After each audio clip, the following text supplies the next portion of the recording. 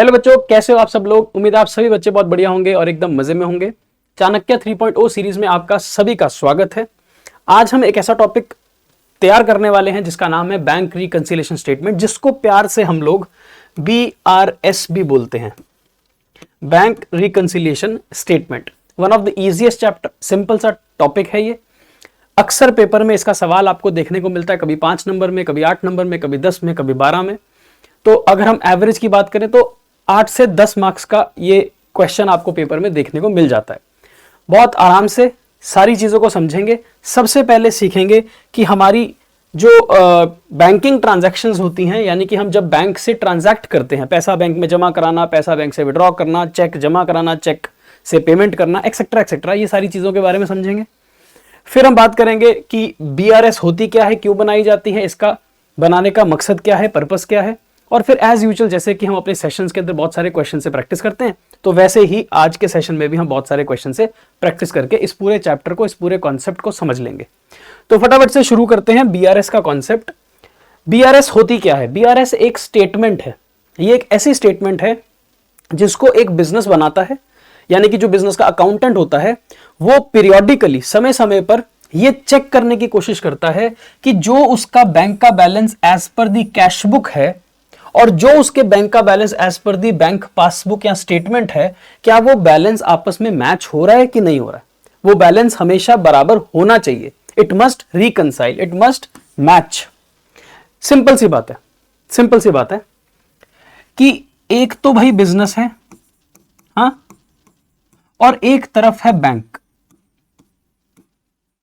Business पैसे bank में जमा कराता है, बिजनेस पैसे बैंक से विड्रॉ करता है, बैंक में चेक रिसीव होते हैं, बैंक से चेक की पेमेंट जाती है, बैंक कुछ चार्जेस काटता है, बैंक हमारे को कभी कभी इंटरेस्ट देता है। तो इसका मतलब इन दोनों के बीच में बहुत सारी ट्रांजैक्शंस होती हैं।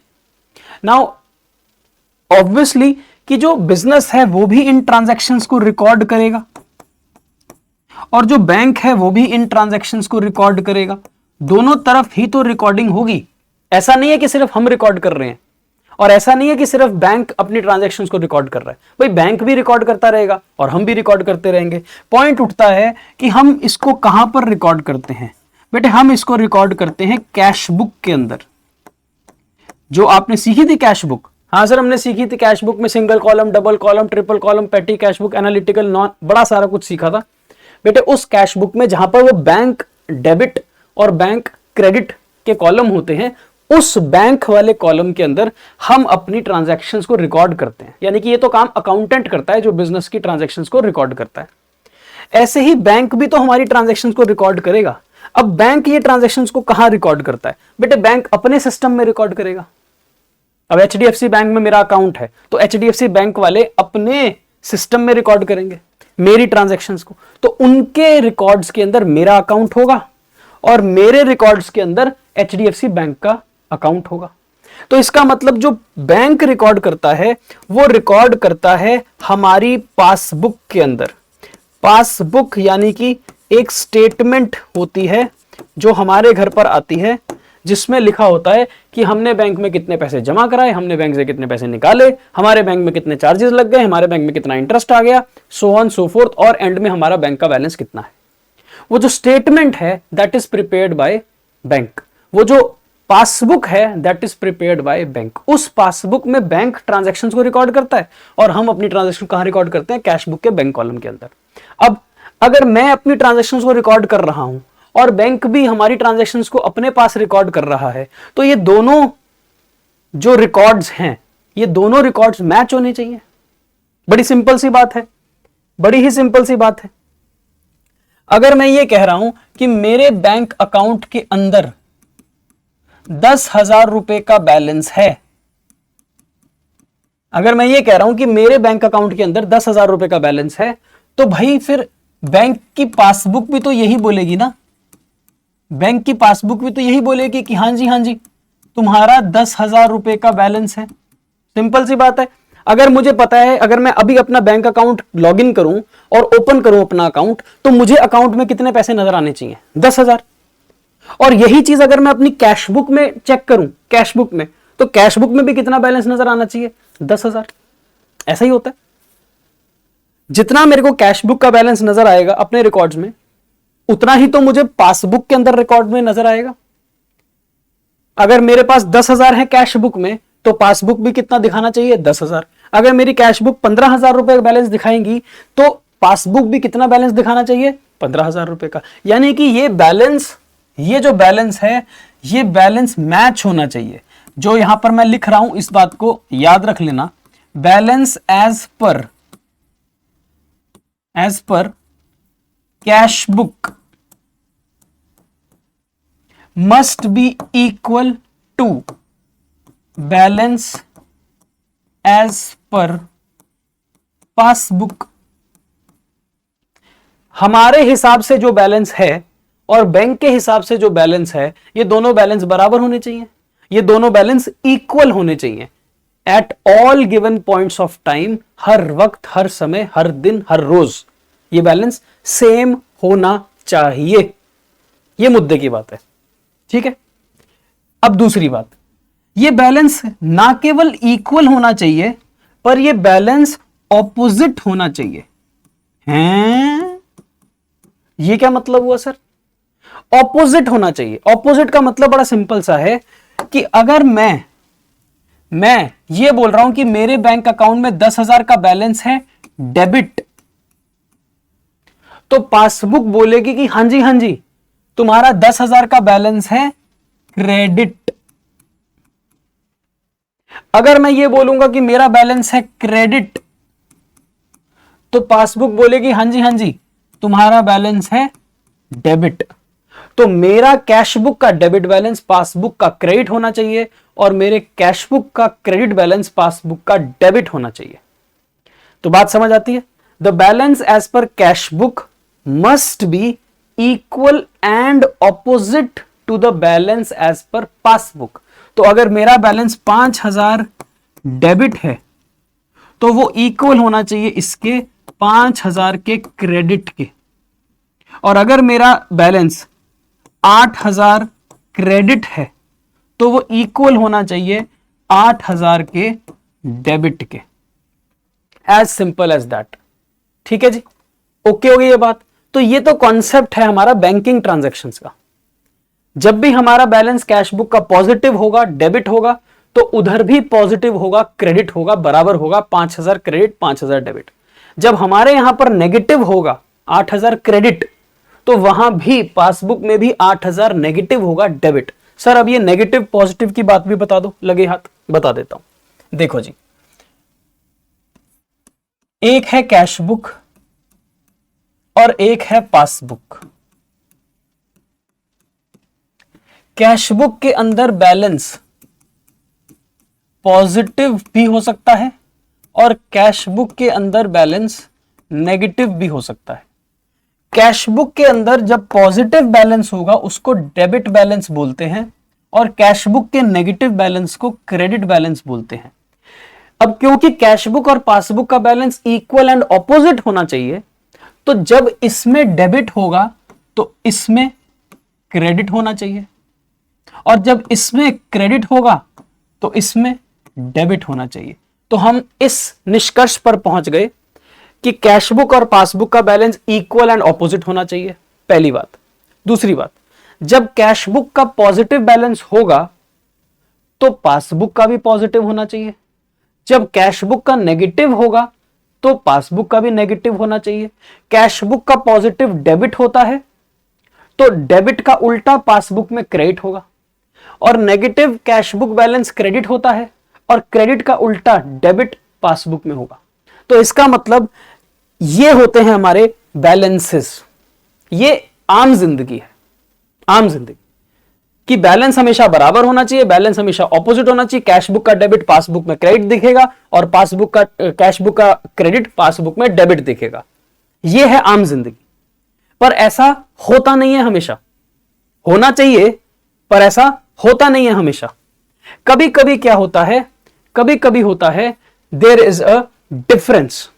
कभी कभी ये बैलेंस इक्वल ऑपोजिट नहीं होते, कभी कभी ये बैलेंस इक्वल ऑपोजिट नहीं होते। सो इफ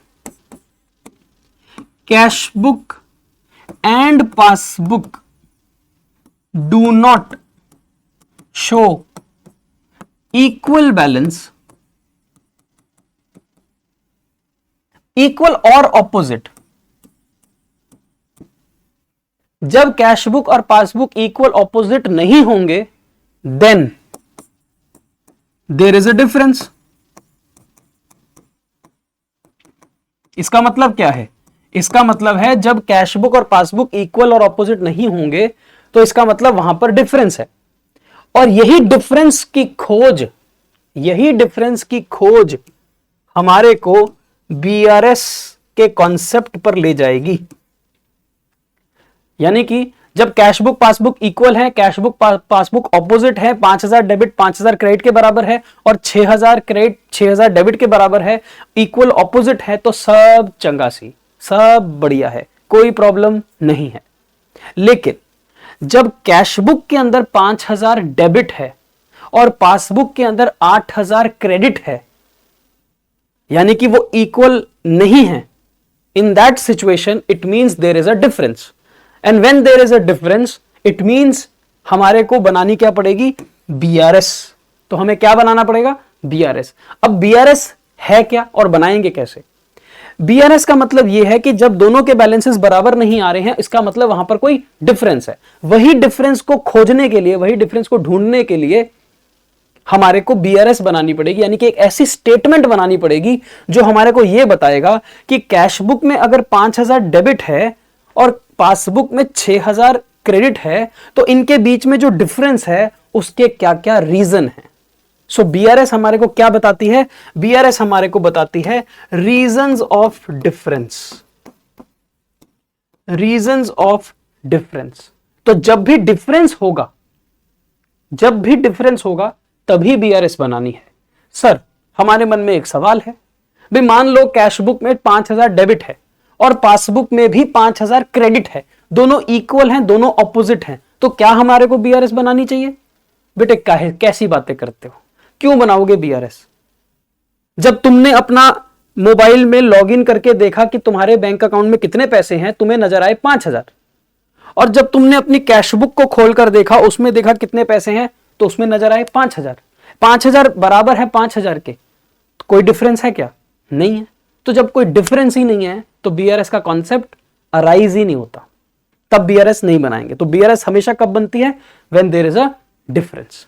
ओके, ये बात हमारे को सब बिल्कुल अच्छे तरीके से समझ आ गई है, और ये बात भी हमारे पल्ले बंध गई है कि बैलेंस हमेशा इक्वल एंड ऑपोजिट होने चाहिए, और debit balance, credit balance, debit balance, कौन सा पॉजिटिव, कौन सा क्रेडिट, कौन सा नेगेटिव, ये बातें भी हमारे को पता चल गई हैं। अब आते हैं आगे। Next, the difference between balances of cashbook and passbook may be caused by a number of factors। अब बात उठती है कि जब इन दोनों के बैलेंस बराबर नहीं है, जब इन दोनों के बैलेंस इक्वल नहीं है, तो इसका मतलब बहुत सारे रीजन हो सकते हैं ये डिफरेंस के, बहुत सारे कारण हो सकते हैं कि बैलेंस मैच क्यों नहीं कर रहा। मोटे तौर पर हम इन डिफरेंसेस के जो कारण हैं इनको दो कैटेगरीज में बांट सकते हैं। एक, कहीं ना कहीं कुछ ना कुछ एरर या ओमिशन हो सकती है, या तो हमारे अकाउंटेंट ने गलती करी है कैशबुक बनाते समय, या फिर बैंक में जो बैठा हुआ एम्प्लॉय है, बैंक का जो बंदा है, बैंक मैनेजर, एम्प्लॉय वगैरह, बैंक का सिस्टम, वहां पर कोई एरर हुआ है। सिंपल, या तो कैशबुक में गलती है या फिर पासबुक में गलती है, या फिर कुछ ओमिशन कैशबुक में हो गई है या फिर कुछ ओमिशन पासबुक में हो गई है। तो सबसे बड़ा कारण तो ये होता है।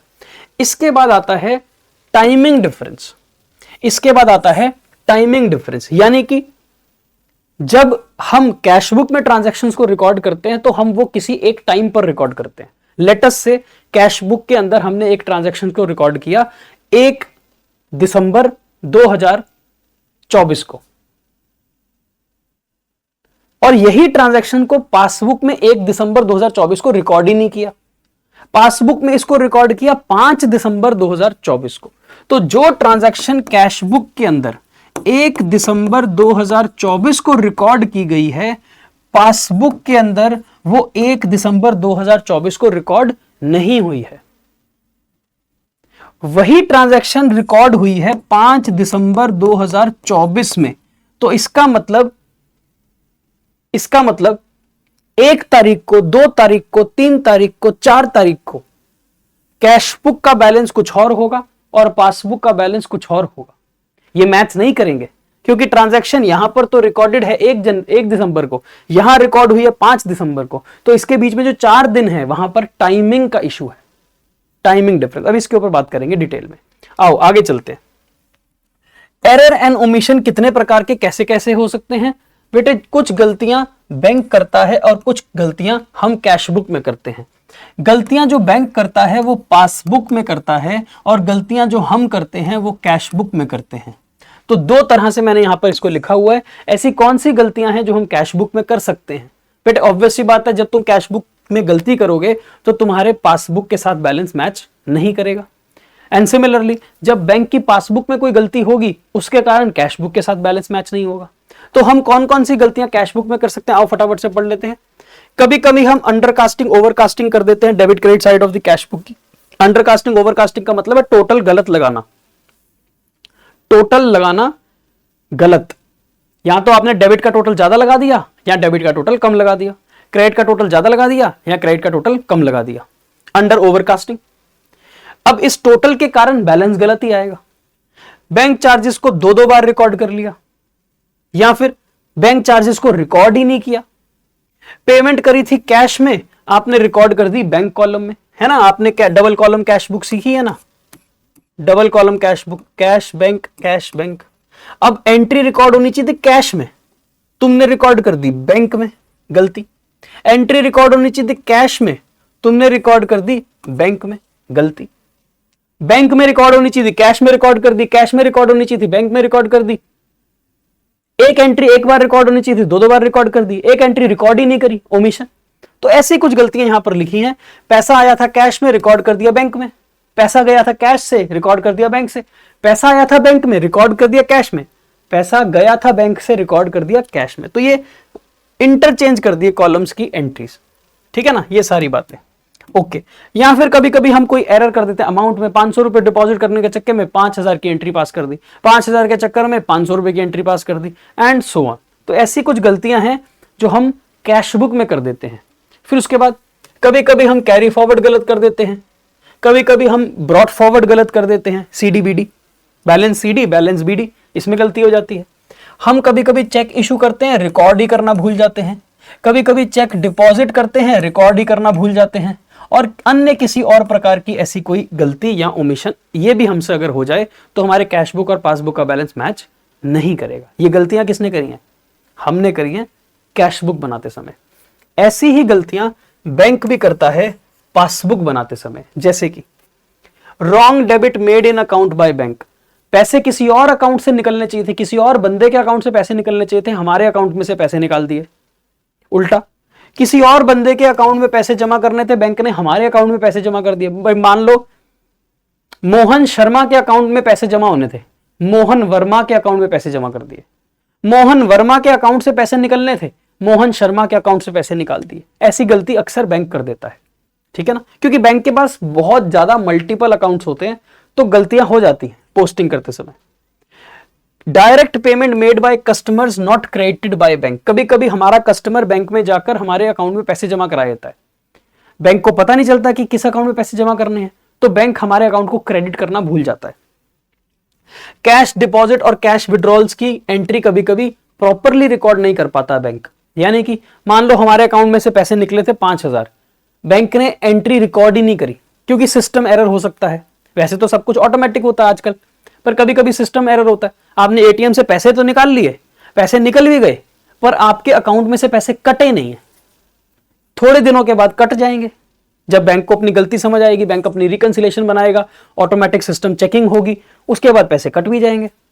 लेकिन जब तक पैसे नहीं कटेंगे तब तक तुम्हें तो बड़ा मजा आएगा कि सर पैसे भी निकल गए, पैसे कटे भी नहीं, चलो चलो फिर से निकाल लेते हैं जाकर, है ना? ऐसी गलतियां बेटे पकड़ी जाती हैं बाद में। ऐसा नहीं है कि कुछ भी अननोटिस रह जाए।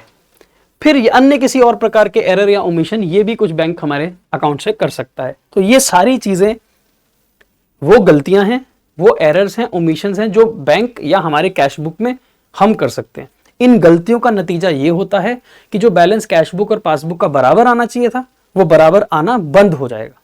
और क्योंकि वो बराबर नहीं आएगा, इक्वल नजर नहीं आएगा, ऑपोजिट नजर नहीं आएगा, तो हमारे को लगेगा कोई ना कोई गलती है। फिर हम गलती को ढूंढने जाएंगे तो ये अन्य अन्य प्रकार की हमारे को गलतियां नजर आएंगी। इसको बोलते हैं एरर बाय बैंक और बिजनेस। फिर आते हैं दूसरे रीजन पे, जिसको हमने कहा था टाइमिंग डिफरेंस। टाइमिंग डिफरेंस का मतलब क्या है? टाइमिंग डिफरेंस का मतलब है difference in the timing eight which the bank and the business records the entry in their respective books. मैंने बताया ना, कोई ट्रांजैक्शन हमने रिकॉर्ड करी 1 तारीख को और वही ट्रांजैक्शन बैंक ने रिकॉर्ड करी है 5 तारीख को, तो 1 से लेकर 4 तारीख के बीच में डिफरेंस आएगा। 1 से लेकर 4 तारीख के बीच में डिफरेंस आएगा। जब 5 तारीख को वो एंट्री बैंक रिकॉर्ड कर देगा, डिफरेंस खत्म हो जाएगा। अब ये जो टाइमिंग डिफरेंस है, ये कोई गलती नहीं है। Timing difference is not an error, ये कोई गलती नहीं है। Timing difference is not omission, ये कोई भूल नहीं है। नहीं, ऐसा नहीं है कि 1 तारीख को हमने एंट्री रिकॉर्ड करते तो बैंक भूल गया था। नहीं, बैंक भूला नहीं था, पर बैंक की ट्रांजैक्शन रिकॉर्ड ही नहीं होनी थी, इसलिए उसने रिकॉर्ड नहीं करी। बैंक ट्रांजैक्शन को कब रिकॉर्ड करेगा? जब बैंक के पास इंफॉर्मेशन पहुंचेगी, तभी तो रिकॉर्ड करेगा। और बैंक के पास जब इंफॉर्मेशन पहुंची 5 तारीख को, बैंक ने ट्रांजैक्शन को रिकॉर्ड कर लिया। तो ऐसा नहीं है कि बैंक ने 1 से लेकर 4 तारीख तक कोई गलती कर रखी है, नहीं। टाइमिंग डिफरेंस का मतलब यह है कि जो ट्रांजैक्शन मेरे पास 1 तारीख को रिकॉर्ड होनी चाहिए थी, उसको तो मैंने 1 तारीख को रिकॉर्ड कर लिया कैश बुक में, लेकिन वही ट्रांजैक्शन बैंक के पास 1 तारीख को रिकॉर्ड हो नहीं सकती। क्यों? क्योंकि 1 तारीख को वो ट्रांजैक्शन कंप्लीट ही नहीं हुई है बैंक के पर्सपेक्टिव से। बैंक की नजर में वो ट्रांजैक्शन अभी हुई नहीं है। जब बैंक की नजर में वो ट्रांजैक्शन 5 तारीख को होगी, तो बैंक उसी ट्रांजैक्शन को 5 तारीख को रिकॉर्ड करेगा, जिस ट्रांजैक्शन को मैं 1 तारीख को रिकॉर्ड कर चुका हूं। इसको बोलते हैं टाइमिंग डिफरेंस। एग्जाम्पल के तौर पर मैंने बहुत सारे यहां पर केसेस लिखे हुए हैं, हालांकि क्लास के अंदर पढ़ाया भी है। तो चलो, जैसे कि चेक इशू करना। जब हम किसी को चेक इशू करते हैं, तो हम चेक इशू करने की एंट्री कैश बुक में रिकॉर्ड कर देते हैं। क्यों? क्योंकि हमने जैसे ही चेक दिया, किसी को काटकर इशू किया, हमारे यहां पर ट्रांजैक्शन हो गई है, कैश बुक में हम रिकॉर्ड कर देंगे। तो हमने तो 1 तारीख को रिकॉर्ड कर दिया ट्रांजैक्शन को, लेकिन ये चेक तो अभी हमने इशू किया है ना। जिसको दिया है वो बंदा हमारे बैंक से लेने जाएगा पैसे। अब लेने जाने में तो टाइम लगता है, शायद वो कल जाएगा, शायद वो परसों जाएगा, चाहे वो 5 दिन बाद जाएगा। अब जब वो बैंक के पास जाएगा, बेटे बैंक को तो तब पता चलेगा ना। बैंक को कब पता चलेगा? जब जिसको हमने चेक दिया है वो पैसे बैंक से लेने जाएगा। अब मान लो वो बंदा पैसे लेने गया है 5 तारीख को, तो बैंक ट्रांजैक्शन को रिकॉर्ड करेगा 5 तारीख को। बैंक को थोड़ी पता है कि 1 तारीख को मैंने जी चेक काट दिया, मुझे पता है। तो कैश बुक में एंट्री हो गई है 1 तारीख को। यही एंट्री पासबुक में कब रिकॉर्ड होगी? 5 तारीख को, जब बैंक को पता चलेगा। क्या मैं गलत हूं? मैंने 1 तारीख को ट्रांजैक्शन रिकॉर्ड कर दी? नहीं सर, आप गलत नहीं हो। आपकी ट्रांजैक्शन 1 तारीख को ही रिकॉर्ड होनी चाहिए थी, क्योंकि आपने ट्रांजैक्शन चेक दिया है 1 तारीख को। लेकिन क्या बेटे बैंक गलत है 1 तारीख को? बैंक को थोड़ी पता कहां चेक कट गया। 2 तारीख को भी बैंक को नहीं पता, 3 तारीख को भी नहीं पता, 4 तारीख को भी नहीं पता। 5 तारीख को जब वो बंदा चेक के पैसे लेने जाएगा बैंक के पास, प्रेजेंट करेगा, तब पता चलेगा।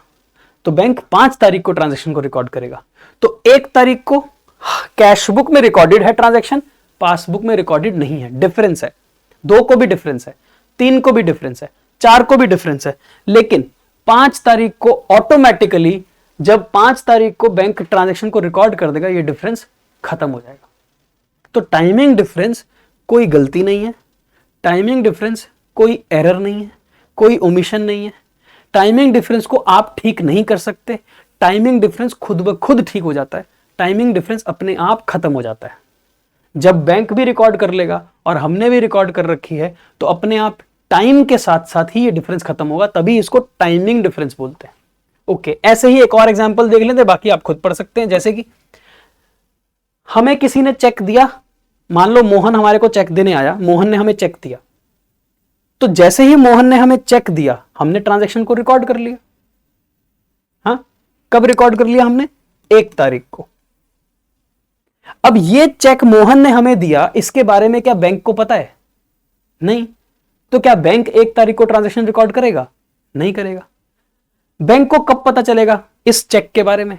सर आप जब ये चेक बैंक में डिपॉजिट करने जाओगे, अब मान लो मैं बैंक में डिपॉजिट करने गया 3 तारीख को, जब मैंने 3 तारीख को बैंक में डिपॉजिट किया तब तो पता चलेगा ना बैंक को, तो इसका मतलब बैंक ट्रांजैक्शन को रिकॉर्ड कब करेगा? 3 तारीख को। तो क्या बैंक 1 तारीख को गलत है? नहीं, बैंक 1 तारीख को बिल्कुल ठीक है। बैंक को तो पता ही नहीं है ट्रांजैक्शन के बारे में, तो बैंक ने रिकॉर्ड भी नहीं किया। क्या 2 तारीख को बैंक को पता था ट्रांजैक्शन के बारे में? नहीं, बैंक ने 2 को भी रिकॉर्ड नहीं किया, बैंक बिल्कुल ठीक है। और जैसे ही 3 तारीख को बैंक को पता चला तो बैंक ने 3 तारीख को ट्रांजैक्शन को रिकॉर्ड कर लिया। अब टाइमिंग डिफरेंस खत्म हो जाएगा। क्यों? क्योंकि मैंने जो एंट्री रिकॉर्ड कर रखी है 1 तारीख को, वही एंट्री बैंक में भी रिकॉर्ड हो गई है 3 तारीख को। तो 1 तारीख को टाइमिंग डिफरेंस है, 2 तारीख को टाइमिंग डिफरेंस है, लेकिन 3 तारीख को टाइमिंग डिफरेंस ऑटोमेटिकली खत्म हो जाएगा। इसे बोलते हैं टाइमिंग डिफरेंस। एक इस तरफ का भी देख लेते हैं। जैसे कि बैंक ने चार्जेस काटे। बेटे बैंक जब चार्जेस काटेगा तो पहले बैंक को पता चलेगा कि मेरे को पता चलेगा? है? सोचो, जब बैंक ने हमारे अकाउंट में से चार्जेस काटने हैं, ट्रांजैक्शन के चार्जेस काटने हैं, तो बैंक काट लेगा ना ट्रांजैक्शन चार्जेस। तो बैंक ने मान लो चार्जेस काट लिए 1 तारीख को, बैंक को पहले पता चलेगा क्योंकि बैंक ने काटने हैं। बैंक को पता है कितने चार्जेस काटने हैं, मुझे थोड़ी पता है।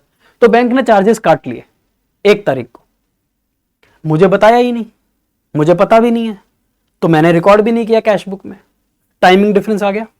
तो जो चार्जेस बैंक ने 1 तारीख को रिकॉर्ड कर लिए, मुझे पता नहीं है तो मैंने रिकॉर्ड नहीं किए। 2 तारीख को भी नहीं मुझे पता चला, 3 तारीख को भी नहीं पता चला, 4 तारीख को भी नहीं पता चला, 5 तारीख को बैंक की तरफ से मेरे घर पर एक लेटर आती है, जिस लेटर में लिखा है कि आपके अकाउंट में से 500 रुपए के चार्जेस काट लिए गए हैं। जैसे ही मुझे पता चला कि हाँ मेरे अकाउंट में 500 रुपए के चार्जेस काट लिए गए हैं, मैंने 5 तारीख को ट्रांजैक्शन को रिकॉर्ड कर लिया, क्योंकि मेरी इंफॉर्मेशन में, मेरी नॉलेज में तो 5 तारीख को आया। जो काम बैंक ने 1 तारीख को कर दिया, तो बैंक ने ट्रांजैक्शन को रिकॉर्ड किया है 1 तारीख को, मैंने तो रिकॉर्ड नहीं किया। Timing difference. 2 को टाइमिंग डिफरेंस, 3 तारीख को टाइमिंग डिफरेंस, 4 तारीख को टाइमिंग डिफरेंस। लेकिन जैसे ही मुझे 5 तारीख को खबर मिली, मैंने तुरंत रिकॉर्ड कर लिया। तो 5 तारीख को टाइमिंग डिफरेंस अपने आप खत्म हो जाएगा। क्यों? क्योंकि यहां पर भी ट्रांजैक्शन रिकॉर्ड हो गई, यहां पर भी रिकॉर्ड हो गई। तो टाइमिंग डिफरेंस कोई गलती नहीं है, टाइमिंग डिफरेंस कोई एरर ओमिशन नहीं है। Timing difference is just the difference between the timing of recording the transaction by the bank and by the business. और टाइमिंग डिफरेंस अपने आप वक्त के साथ खत्म हो जाता है। ऑल राइट, तो ये बाकी भी हैं चीजें, ये आप पढ़ सकते हो। जैसे कि बैंक इंटरेस्ट देगा तो पहले बैंक रिकॉर्ड करेगा, हम बाद में रिकॉर्ड करेंगे। बैंक हमारे इंटरेस्ट काटेगा, है ना, यहां पर काटेगा और यहां पर देगा, उल्टा है।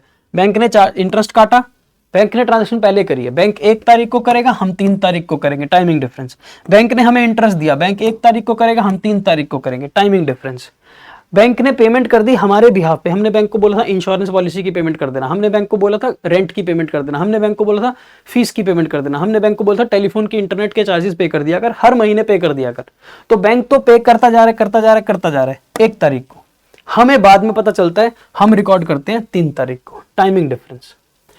हमारे बैंक में डायरेक्टली किसी बंदे ने पैसे जमा करा दिए, तो बैंक ने एंट्री को रिकॉर्ड कर दिया 1 तारीख को। हमें पता चला जब बंदे ने हमारे को रिसीट भेजी कि सर मैंने आपके अकाउंट में ना 10,000 रुपए जमा करा दिए थे 1 तारीख को, ये पकड़ो रसीद।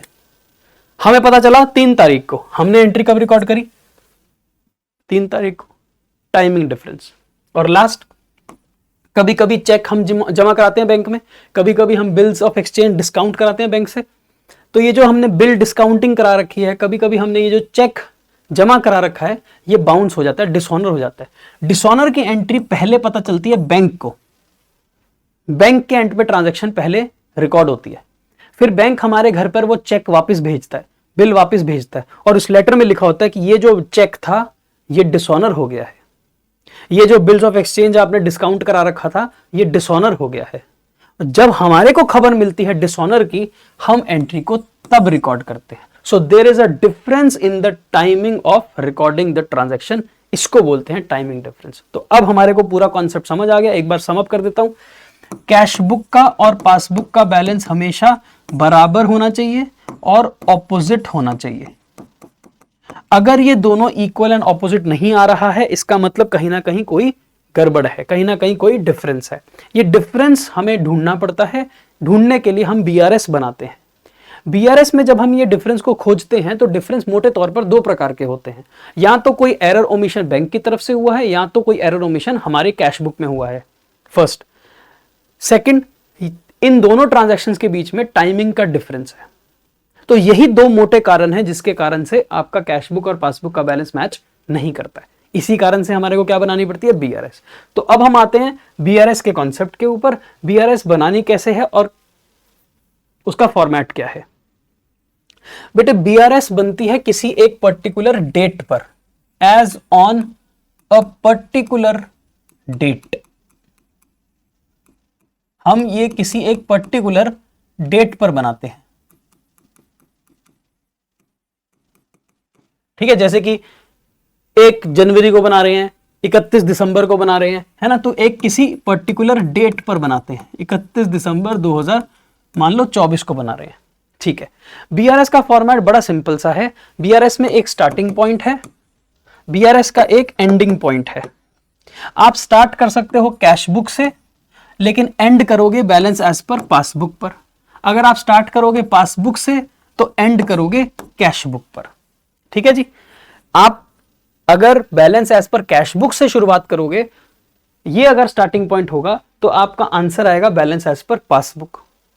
और अगर आप स्टार्ट करोगे पासबुक के बैलेंस से तो एंड करोगे balance as per cash book में। स्टार्टिंग पॉइंट, एंडिंग पॉइंट, किसी से भी स्टार्ट करके किसी और पर खत्म करना है। कैश बुक से शुरू करोगे तो पासबुक पर आओगे, पासबुक से शुरू करोगे तो कैश बुक पर आओगे, ठीक है।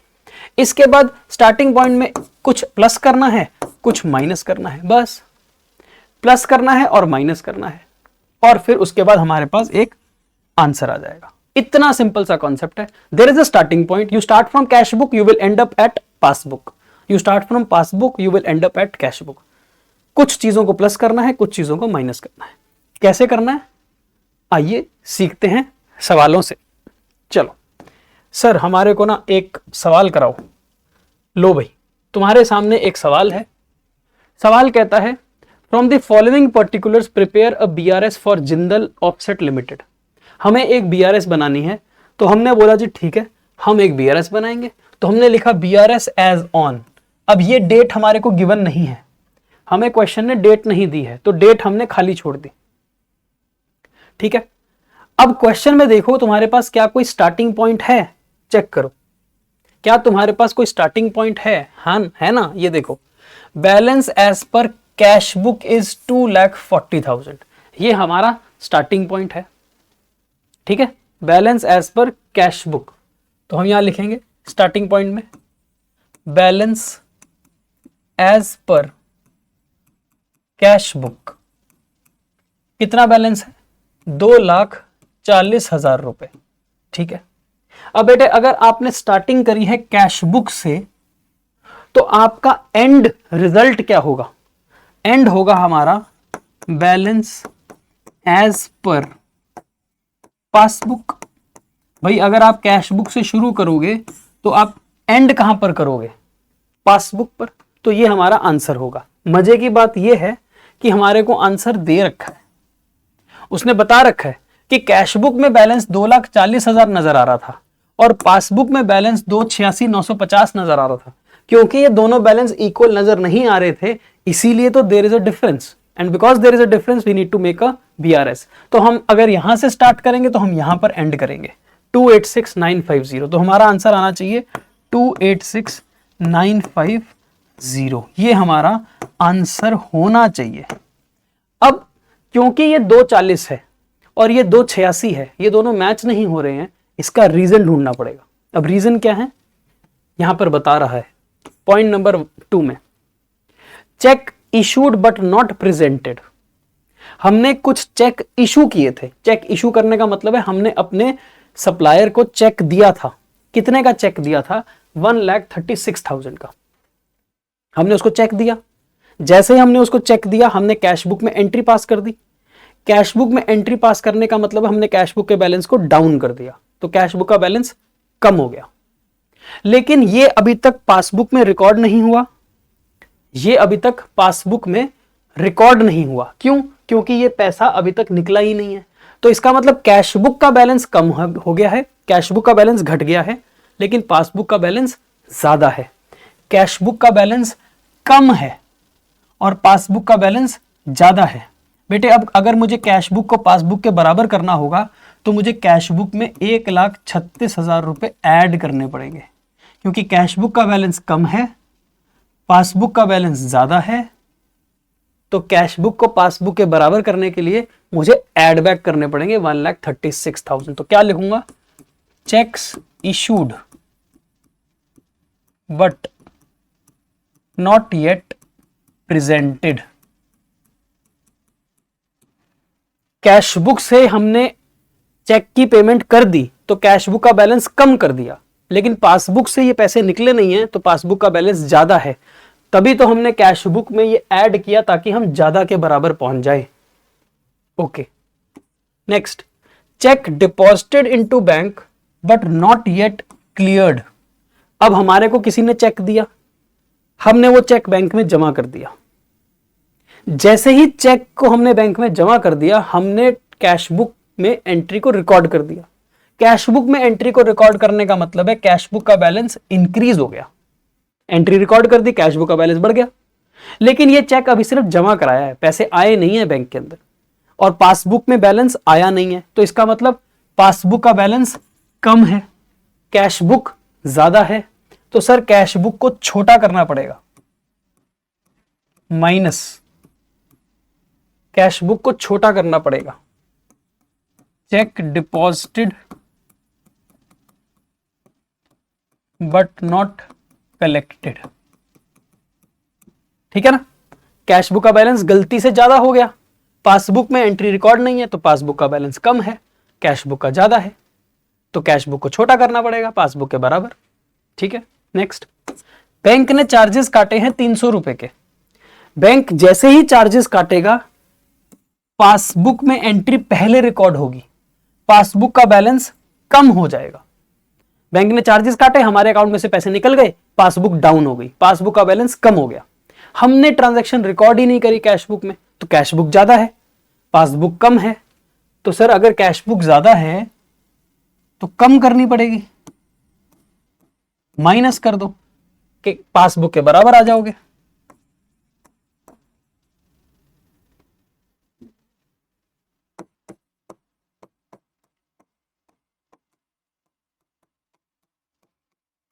Bank charges not recorded. Next, interest credited by bank. Bank ने हमें इंटरेस्ट दिया। बेटे जब बैंक हमको क्रेडिट करता है ना तो पासबुक बढ़ती है, और बैंक जब हमको डेबिट करता है तो पासबुक कम हो जाती है। तो इस बार बैंक ने हमको क्रेडिट किया, मतलब प्लस किया, तो पासबुक इंक्रीज हो गई है, पासबुक इंक्रीज हो गई है, तो पासबुक ज्यादा हो गई, लेकिन कैश बुक ज्यादा नहीं है, तो कैश बुक को ज्यादा करना पड़ेगा, तो कैश बुक को ज्यादा करना पड़ेगा, प्लस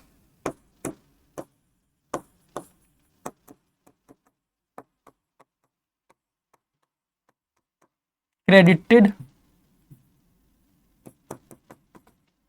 इन पासबुक। ठीक है ना? हम बेसिकली क्या करना चाहते हैं, हम इस 2,40,000 को 2,86,000 के बराबर करना चाहते हैं। अगर ये 240 कम है तो हम प्लस कर देंगे, और अगर ये 240 का बैलेंस ज्यादा है किसी कारण से तो हम माइनस कर देंगे। तो इसमें 240 में कुछ प्लस किया और इस 240 में से कुछ माइनस किया ताकि ये इसके बराबर आ जाए। ठीक है, अब क्या करेंगे, अब आप इसका बेटे इन चारों का टोटल लगाना, ये चारों का 136 माइनस 90 माइनस 300 प्लस 1250, ये वैल्यू यहां लिखना 46950।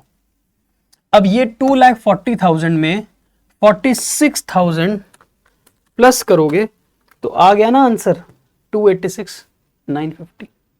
इसको बोलते हैं बीआरएस, इसको बोलते हैं बीआरएस। सर ये अब जो ये हमने लिखना है बीच में, ये सारा कुछ ये हम कहां से लिखेंगे, देख देख के बेटे, ये यहीं से देख के लिखना है। जैसे कि balance as per cash book, balance as per cash book, balance as per passbook, balance as per passbook. Cheque issued not presented, cheque issued not presented. Cheque deposited not collected, cheque deposited not collected. Bank charges, bank charges. Bank interest, bank interest. तो ये जो यहां पर लिखना है ना अंदर, ये क्वेश्चन से ही चिपका के लिखना, इसके ऊपर ज्यादा दिमाग खर्च नहीं करना आपने, ठीक है? ज्यादा दिमाग नहीं लगाना इसके ऊपर। दिमाग किस चीज पर लगाना है कि अगर कैश बुक छोटी है तो प्लस कर दो, अगर कैश बुक बड़ी है तो माइनस कर दो, बस इतना सा काम करना है। कैश बुक छोटी है तो प्लस कर दो, कैश बुक बड़ी है तो माइनस कर दो। स्टार्टिंग पॉइंट को देखना है, स्टार्टिंग पॉइंट को, कैश बुक को, बस। ठीक है जी, ओके सर। सर एक क्वेश्चन अगर आप हमारे को और करा दोगे ना, हमारे को ना और मजा आ जाएगा। मैंने कहा ठीक है जी, एक क्वेश्चन और करते हैं और फिर सीख लेते हैं इस क्वेश्चन से क्या समझ आता है। देखो जी, 31 मार्च बैंक की पासबुक में बैलेंस है 1,50,000, क्रेडिट। पासबुक का बैलेंस है 1,50,000 क्रेडिट, लेकिन कैश बुक का बैलेंस है 1,12,050 रुपए। तो बेटे क्या दोनों का बैलेंस बराबर होना चाहिए था? द आंसर इज यस, बराबर होना चाहिए था। पर कभी कभी बराबर नहीं होता। जब बराबर नहीं होता तो हमें क्या करना पड़ता है? बीआरएस बनानी पड़ती है। बीआरएस बनाने के लिए हम एक स्टार्टिंग पॉइंट लेते हैं, एक एंडिंग पॉइंट लेते हैं। अब हम स्टार्टिंग पॉइंट अपनी मर्जी से कोई भी ले सकते हैं। कैश बुक स्टार्ट होगा तो एंडिंग पॉइंट पासबुक बनेगा, पासबुक से स्टार्ट करेंगे तो एंडिंग पॉइंट कैश बुक बनेगा। It is your choice. तो चलो एक काम करते हैं, इस बार हम पासबुक से शुरू हो जाते हैं। तो हमें बीआरएस कब बनानी है? 31 मार्च 2022 को। तो हमने बोला 31 मार्च 2022 को हम एक बीआरएस बनाएंगे। बीआरएस के अंदर हम एक स्टार्टिंग पॉइंट से शुरू होंगे, बैलेंस एज पर पासबुक। कितना बैलेंस है पासबुक में? पासबुक में बैलेंस है 1,50,000। क्रेडिट बैलेंस पासबुक का पॉजिटिव होता है। अगर हम पासबुक से शुरू करेंगे तो बेटे हमारा आंसर क्या आना चाहिए? Balance as per cash book.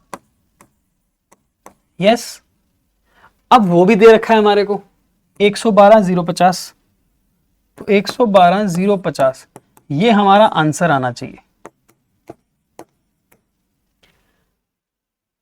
Passbook अगर बड़ी है तो माइनस करना, पासबुक अगर छोटी है तो प्लस करना। ये हमारा एनालिसिस है। अब एक एक करके हम बात करेंगे। सबसे पहले वो कहता है on the scrutiny of the books it is ascertained that there are following differences.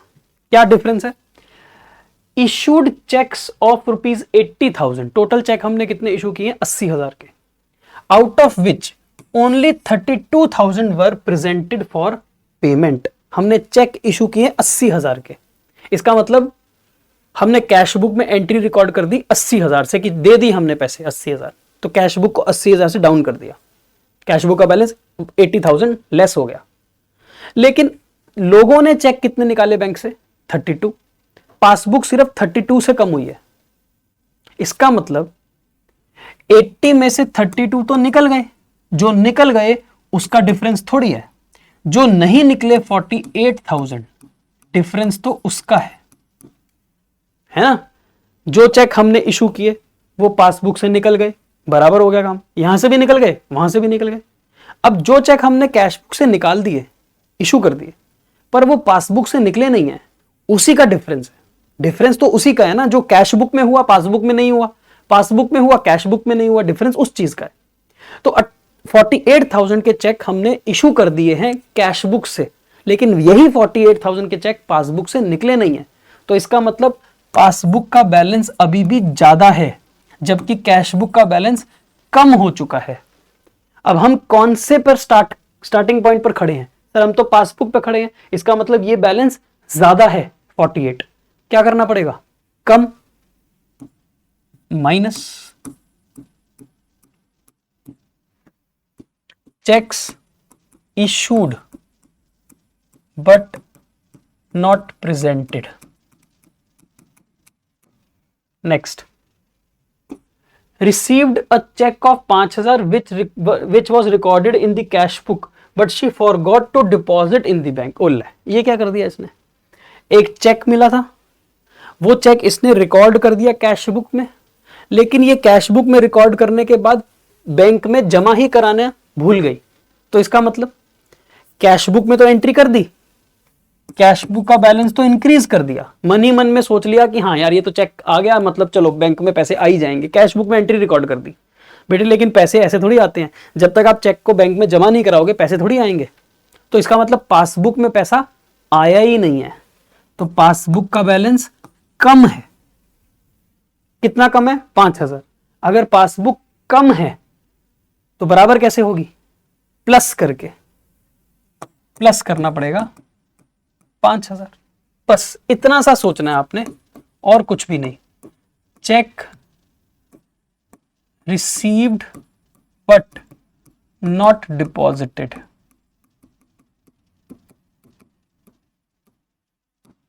Bank में डिपॉजिट ही नहीं किया।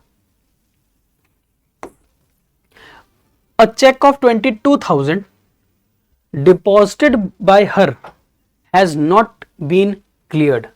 यहां क्या कह रहा है? एक चेक है 22,000 का जो बैंक में डिपॉजिट तो कर दिया, लेकिन वो चेक क्लियर नहीं हुआ। क्लियर नहीं होने का मतलब बैंक में पैसे आए ही नहीं है। पढ़ो फिर से। एक चेक था 22,000 का जो डिपॉजिट तो कर दिया पर वो क्लियर नहीं हुआ है। इसका मतलब डिपॉजिट करने का मतलब कैश बुक में तो इंक्रीज कर दिया, लेकिन बैंक में अभी तक क्लियर नहीं हुआ, यानी कि पासबुक में आया नहीं है, तो पासबुक छोटी है। A cheque of 22 deposited has not been cleared, तो कैश बुक तो बड़ी है पर पासबुक छोटी है। तो पासबुक अगर छोटी है तो बड़ी करनी पड़ेगी। सेम ही पॉइंट है वैसे तो ये। Cheque deposited but not collected, आया नहीं पैसा बैंक में। Mister Gupta deposited 15,700 in bank which has not been recorded by her in cash book. अब कोई मिस्टर गुप्ता जी हैं, गुप्ता जी ने हमारे अकाउंट में जाकर पैसे जमा करा दिए, पासबुक में एंट्री हो गई, पर हमको पता ही नहीं चला, हमको बताया ही नहीं गुप्ता जी ने, हमने रिकॉर्ड ही नहीं किया कैश बुक में। इसका मतलब पासबुक में तो ये प्लस हो गया, पासबुक का बैलेंस तो इंक्रीज हो गया, पर कैश बुक का बैलेंस अभी कम है। तो अगर पासबुक ज्यादा है, अगर ये पासबुक का बैलेंस ज्यादा है तो कम करेंगे तभी तो कैश बुक के बराबर आएगा। तो इसका मतलब 15,700 रुपए माइनस करने पड़ेंगे इसमें। Direct deposit of cash in bank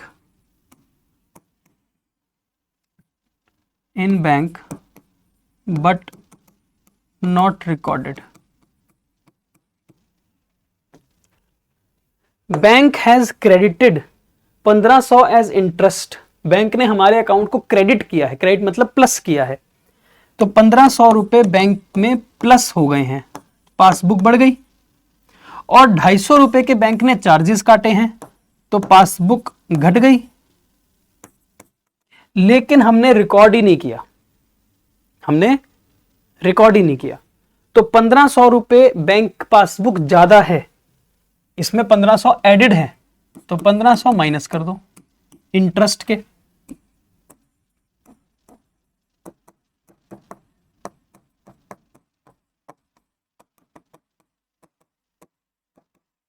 और 250 रुपए जो बैंक ने चार्जेस काटे, पासबुक छोटी है तो वो प्लस कर दो, तभी तो कैश बुक के बराबर पहुंचोगे।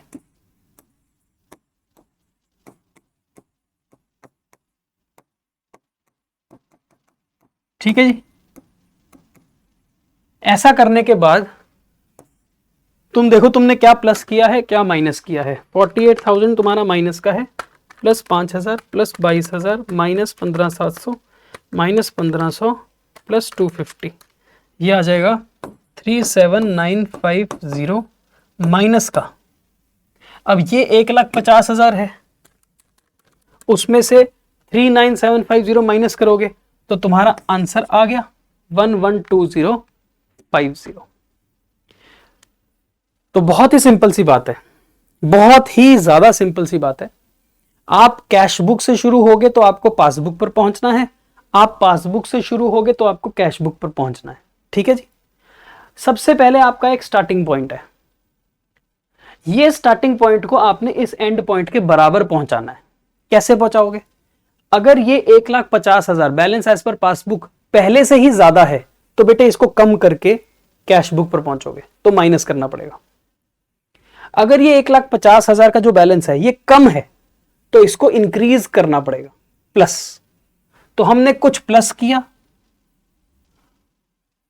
और कुछ कुछ हमने माइनस किया और हम अपने आंसर पर पहुंच गए। As simple as that. इतना सिंपल सा काम करना आपको। ठीक है जी, आगे बढ़े। चलो भाई आगे चलते हैं फिर क्वेश्चन नंबर 3 पर। From the following particulars ascertain the balance that will appear in the bank passbook on 31 दिसंबर 2022। आपसे क्या पूछ रहा है? आपसे पूछ रहा है पासबुक का बैलेंस बताओ कि कितना होगा। इसका मतलब हमारा स्टार्टिंग पॉइंट क्या होना चाहिए? कैश बुक, तभी तो हम पासबुक पर पहुंचेंगे। ओके, आओ भाई। तो हम बीआरएस बनाएंगे 31 दिसंबर 2022 को। हमारे को स्टार्टिंग पॉइंट पता है क्या दिया हुआ है? हमारे को स्टार्टिंग पॉइंट दिया हुआ है bank overdraft as per cash book. तो हमें दिया हुआ है balance as per cash book, पर ये बैलेंस बेटे नेगेटिव है, यानी कि ये ओवरड्राफ्ट है। जब भी बैलेंस ओवरड्राफ्ट होगा, चाहे वो balance overdraft as per cash book है चाहे ओवरड्राफ्ट एज पर पासबुक है, जब भी ओवरड्राफ्ट होगा इसका मतलब आप इसको नेगेटिव लिखोगे। ओवरड्राफ्ट का मतलब क्या था? Negative balance. चाहे स्टार्टिंग पॉइंट में आपका बैलेंस नेगेटिव है एज पर कैश बुक, तब भी आप इसको ब्रैकेट में लिखोगे। चाहे आपका ये पासबुक का बैलेंस होता नेगेटिव, तब भी आप इसको ब्रैकेट में लिखते, माइनस लिखते। बस इतना सा ध्यान देना है कि हमारा स्टार्टिंग पॉइंट जो मर्जी हो, चाहे कैश बुक हो चाहे पॉजिटिव हो, यहीं पर लिखेंगे। अगर वो पॉजिटिव है तो प्लस में लिखेंगे, और अगर वो ओवरड्राफ्ट है, नेगेटिव है, तो ब्रैकेट में माइनस में लिखेंगे। इतना सा ध्यान देना है, बाकी एवरीथिंग रिमेन्स द सेम। इसका मतलब हमारा जो आंसर आएगा वो क्या होगा? हमारा आंसर होगा बैलेंस एज पर पासबुक। ये हमारा आंसर होगा। ठीक है, आओ भाई। अब हम कैश बुक पर खड़े हैं, हमें पासबुक पर जाना है। सबसे पहले कहता है interest on overdraft 160 is entered in passbook. Bank ने पासबुक में इंटरेस्ट ऑन ओवरड्राफ्ट चार्ज कर लिया। इसका मतलब बैंक ने इंटरेस्ट लिया तो पासबुक में एंट्री कर दी। पासबुक में एंट्री कर दी, इसका मतलब पासबुक में से बैलेंस कम हो गया। तो इसका मतलब पासबुक का बैलेंस कम हो गया। हमने कैश बुक में एंट्री नहीं करी, इसका मतलब कैश बुक में बैलेंस ज्यादा है।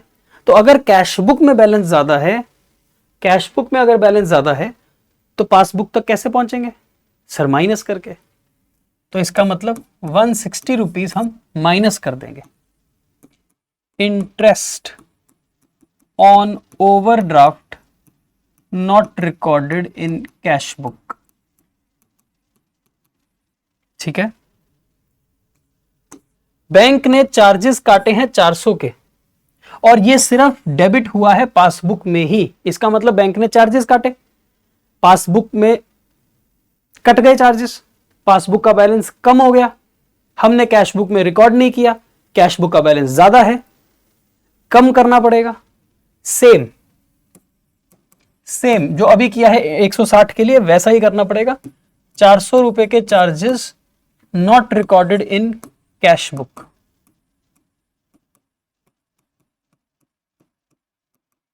ठीक है, कैश बुक ज्यादा है ना, तो कम करनी पड़ेगी।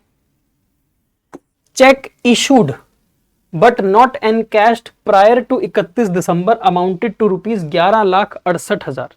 क्या बोल रहे हैं?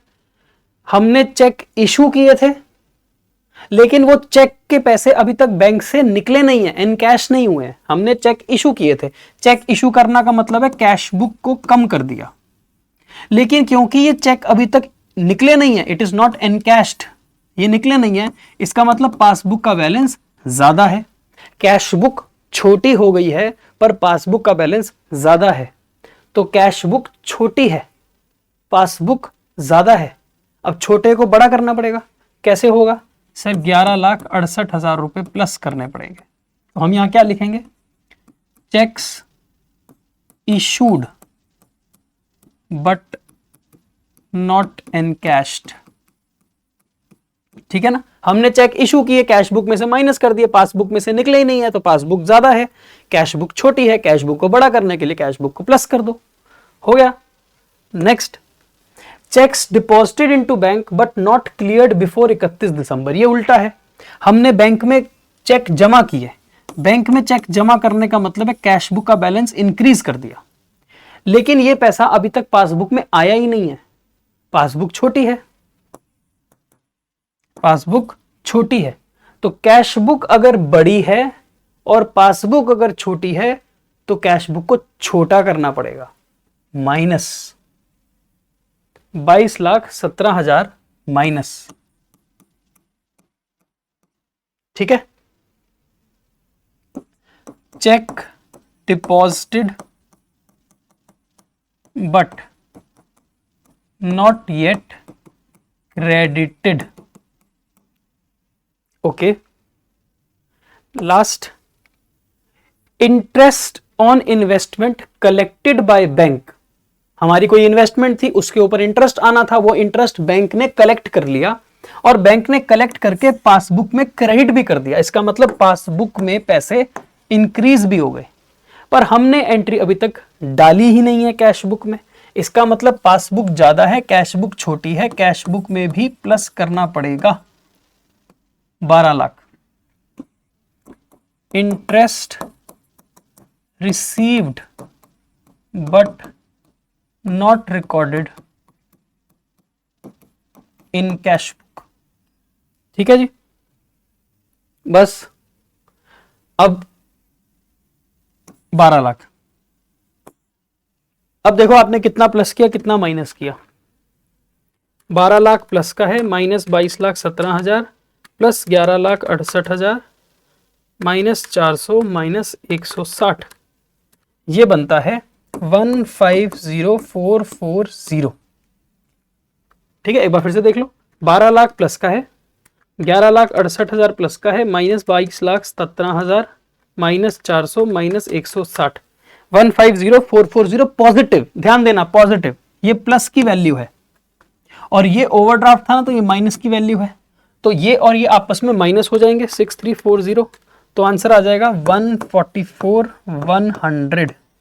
और क्योंकि ये आंसर प्लस का आया है, प्लस का, इसका मतलब पासबुक में प्लस का बैलेंस कौन सा होता है? Credit balance. तो आप इसके आगे लिख सकते हो कि ये क्रेडिट बैलेंस है as per passbook, credit balance है एज पर पासबुक। ठीक है जी, क्लियर है? बस इतनी सी बात है। चलिए आगे बढ़ते हैं अब। नेक्स्ट लो, question number 4। The cash book of mister Gadbadwala shows 8,36,400 as balance in bank, but it does not agree with the balance as per passbook. ये बैलेंस क्या है? कैश बुक का 8,36,400 का बैलेंस है 31 दिसंबर 2022 को। 31 दिसंबर 2022 को हमारा जो बैलेंस है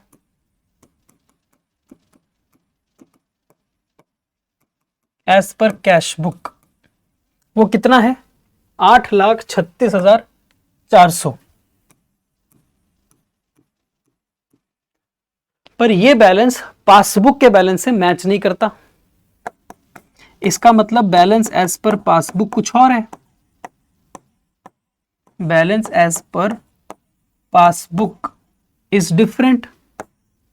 अब ये दोनों मैच नहीं कर रहे, मैच नहीं कर रहे, तो अब हमें बनानी पड़ेगी BRS.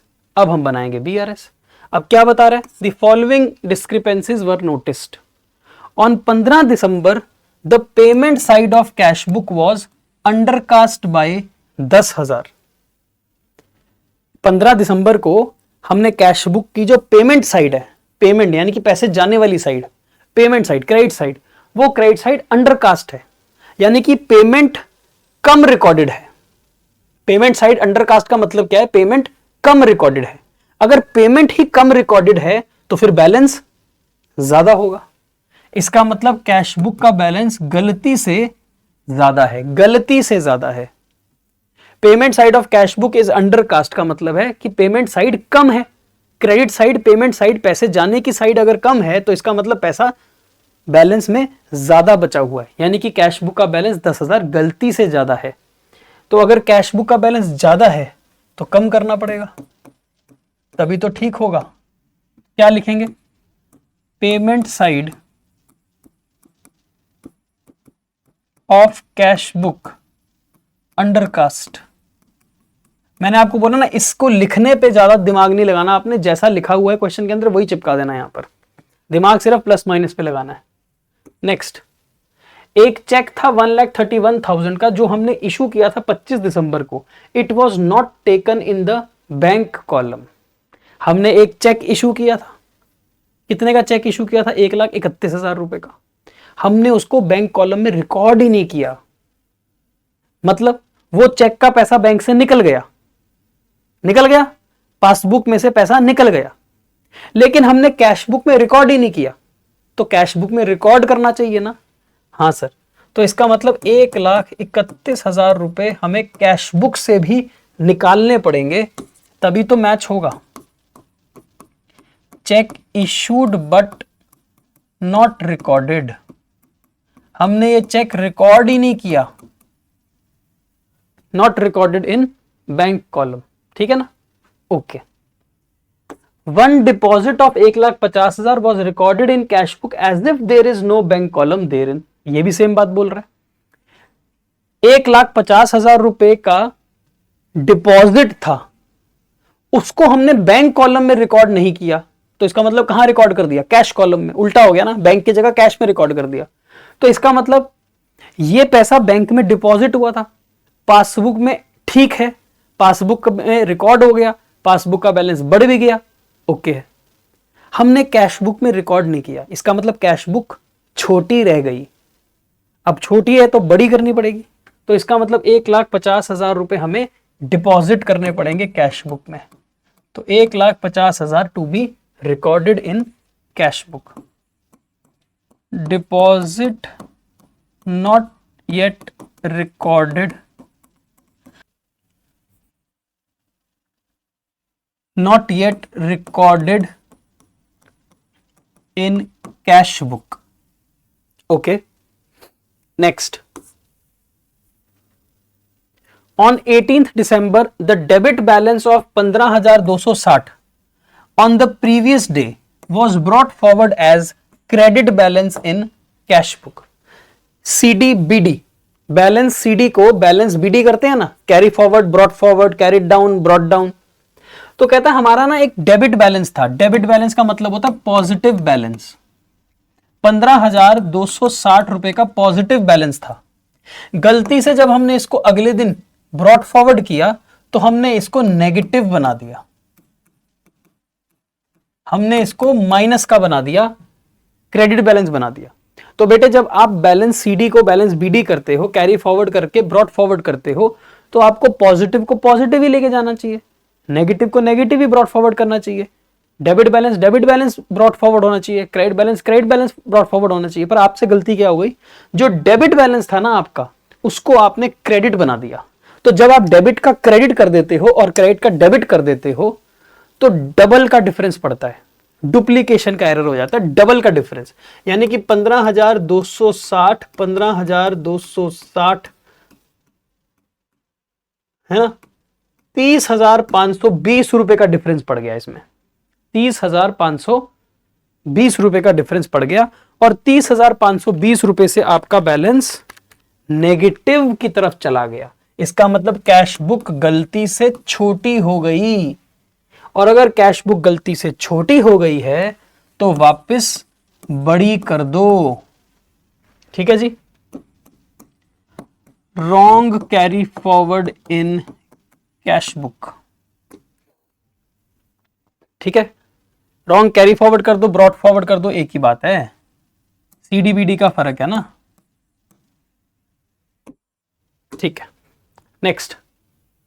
Out of the total cheques of 11,514 drawn in the last week of December, cheques of 7,815 were encashed in December. क्या कह रहे हैं, आपने 11,514 रुपए के चेक इशू किए थे, 11,514 रुपए के चेक इशू किए थे, इसमें से 7,815 रुपए के चेक तो निकल भी गए, तो इसका मतलब 3,699 रुपीज का डिफरेंस है। सोचो ना, आपने चेक कितने इशू किए थे, 11,514, इसमें से 7,815 के चेक निकल भी गए हैं, तो 7,815 का डिफरेंस नहीं है, डिफरेंस हमेशा उसका होता है जो चेक निकले नहीं है।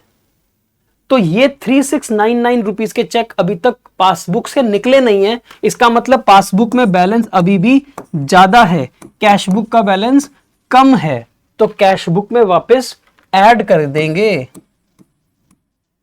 कैश बुक में वापस ऐड कर देंगे। Check issued but not presented,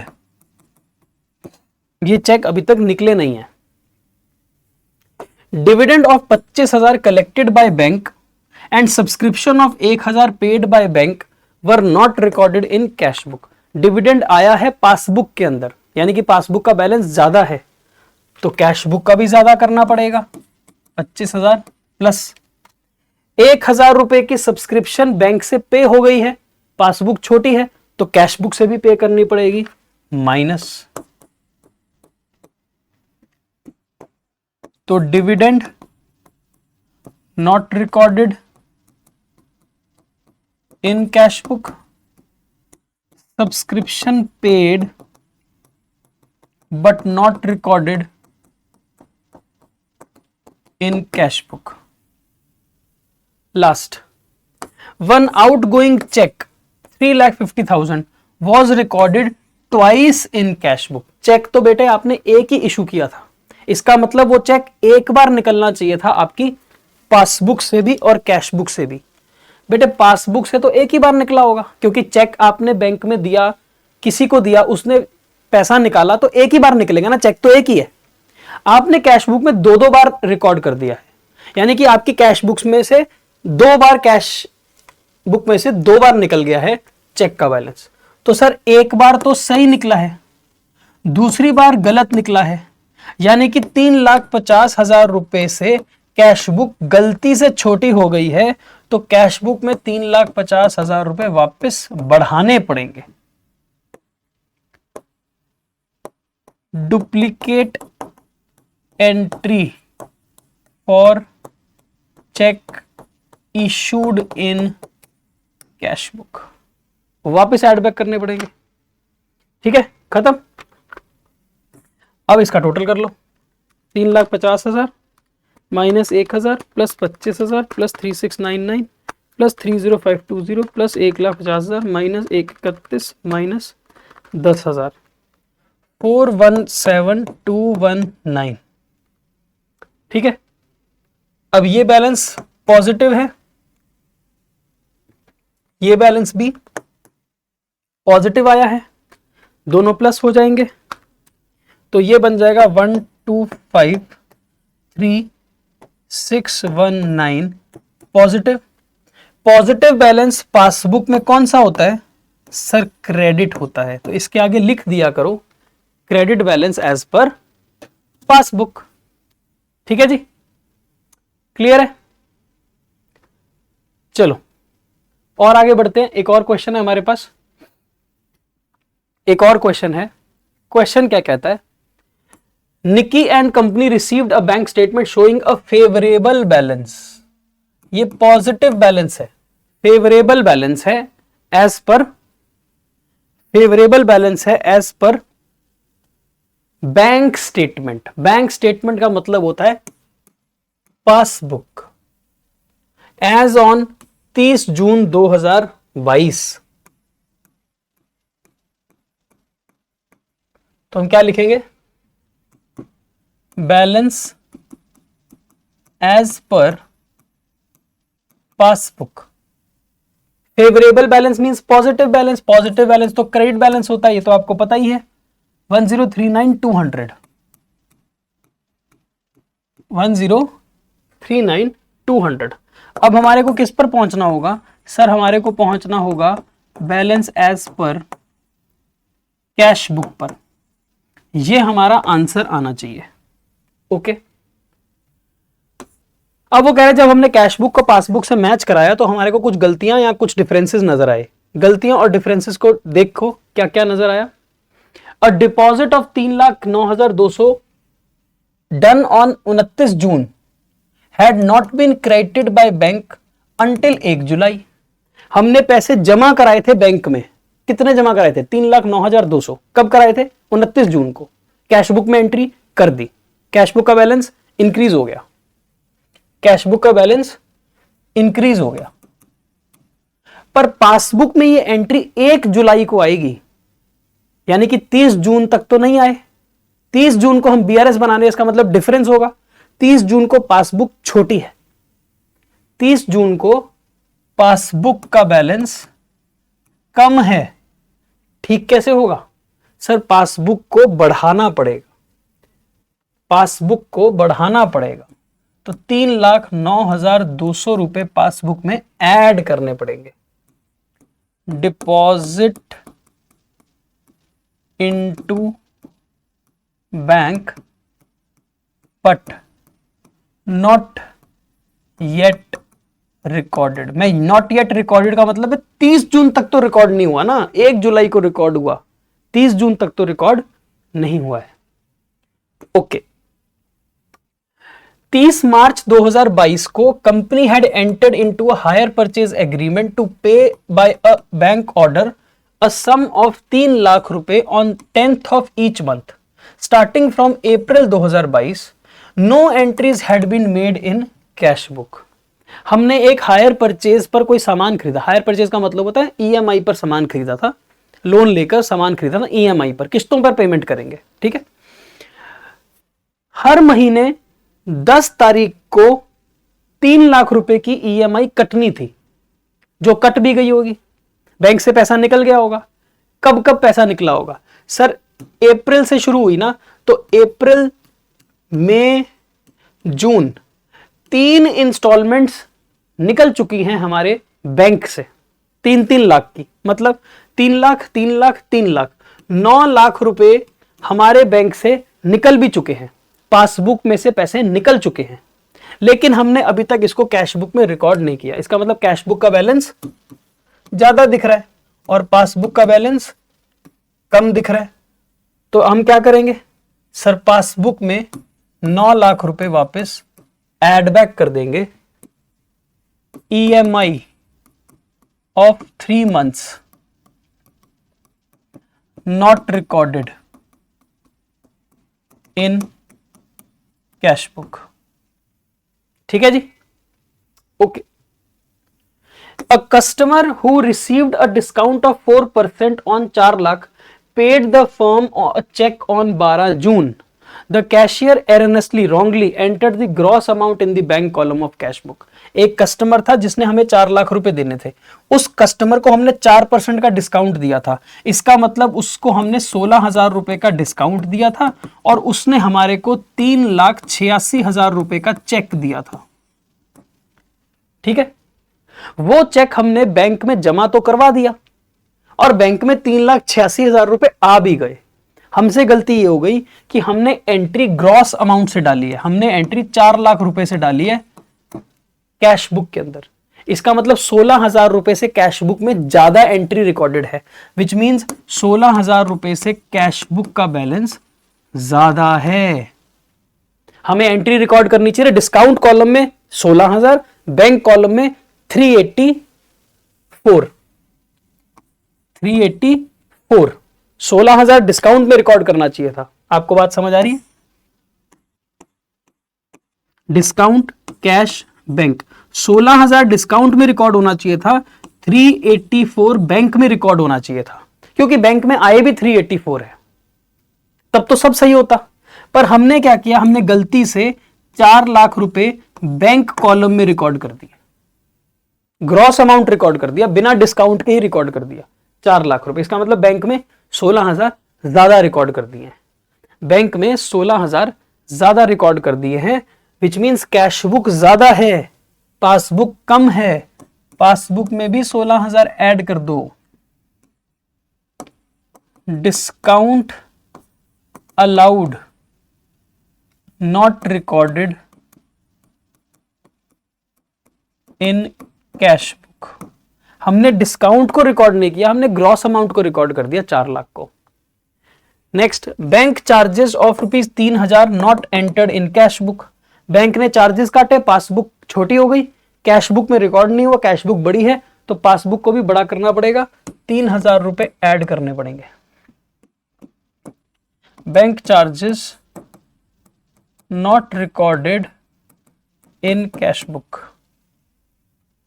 next, on 28 June a customer directly deposited into our bank account 4 lakh रुपए, पर no entry has been recorded in cash book. एक कस्टमर है, उस कस्टमर ने हमारे अकाउंट में जाकर 4 लाख रुपए जमा करा दिए, बैंक में आ गए पैसे, पासबुक का बैलेंस बढ़ भी गया, लेकिन हमने कैश बुक में एंट्री नहीं करी है। इसका मतलब कैश बुक छोटी है, पासबुक बड़ी है, छोटा करना पड़ेगा, minus. So simple, very easy. Direct deposit by customer in bank. 11,200 paid into bank had been entered twice in cash book. हमने 11,200 बैंक में जमा कराए, कैश बुक में भी एंट्री कर दी, ओके, बैंक में भी पैसे आ गए, ओके, कैश बुक में एक और बार एंट्री कर दी, एक और बार एंट्री कर दी, बैंक में पैसे थोड़ी आएंगे दोबारा, एक ही बार एंट्री करनी चाहिए थी, हमने 2-2 बार एंट्री कर दी है कैश बुक में। इसका मतलब कैश बुक गलती से ज्यादा है, तो फिर पासबुक में भी ज्यादा करना पड़ेगा, तभी तो बराबर होंगी। Double deposit entry in cash book. Next, a debit of 11 lakh appeared in statement for unpaid cheque. क्या बोल रहे हैं, 11 लाख रुपए का डेबिट है हमारी बैंक स्टेटमेंट में अनपेड चेक का। अनपेड चेक मतलब चेक डिसऑनर्ड। एक चेक था जो चेक डिसऑनर्ड हो गया है, वो चेक डिसऑनर हुआ, उसके कारण हमारे बैंक में से पैसे कट गए। उसको इसलिए डिसऑनर किया गया है क्योंकि वो आउट ऑफ डेट है, मान लो एक्सपायर हो चुका है।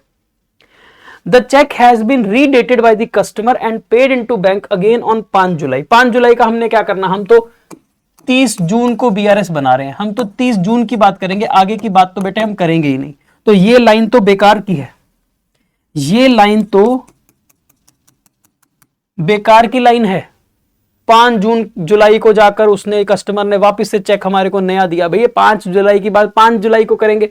30 जून तक क्या हुआ, 30 जून को तो चेक डिसऑनर हो गया ना, चेक डिसऑनर हुआ, पासबुक में से पैसे कट गए, इतनी सी बात हुई है 30 जून को। ये लाइन किसी काम की नहीं है, नीचे वाली, ये लाइन नीचे वाली किसी काम की नहीं है कि चेक को रीडेटेड करके हमने वापस से जमा करा दिया। बेटे 5 जुलाई की बात 5 जुलाई को करेंगे, अभी तो हम 30 जून को बैठे हैं ना। 30 जून को चेक डिसऑनर हो गया है, पैसे बैंक से कट गए हैं, पासबुक का बैलेंस कम हो चुका है, तो क्या करेंगे सर, वापस बढ़ा दो, क्योंकि हमने एंट्री कैश बुक में रिकॉर्ड नहीं कर रखी। Cheque dishonoured but not recorded in cash book. ये चेक डिसऑनर हो गया, 11 लाख रुपए हमारे बैंक से निकल गए, डेबिट हो गया हमारा बैंक अकाउंट, हमने कैश बुक में एंट्री नहीं रिकॉर्ड कर रखी थी। इसका मतलब कैश बुक का बैलेंस ज्यादा था, पासबुक का बैलेंस कम था, पासबुक में वापस ऐड करके उसका बैलेंस भी ज्यादा कर दिया। अब सारी डिफरेंसेस हमने रिकॉर्ड कर लिए। अब देखो क्या हुआ, 3,09,200 plus 9 lakh plus 16,000 3,000 minus 4 lakh plus 11,200 plus 11 lakh, ये आ गया 1,939,400। ठीक है,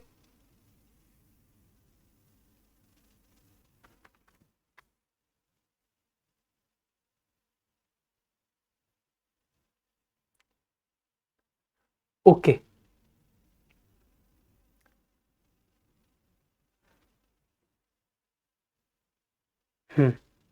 ठीक है, तो ये आ रहा है जी हमारे पास पॉजिटिव, और ये भी था हमारा positive,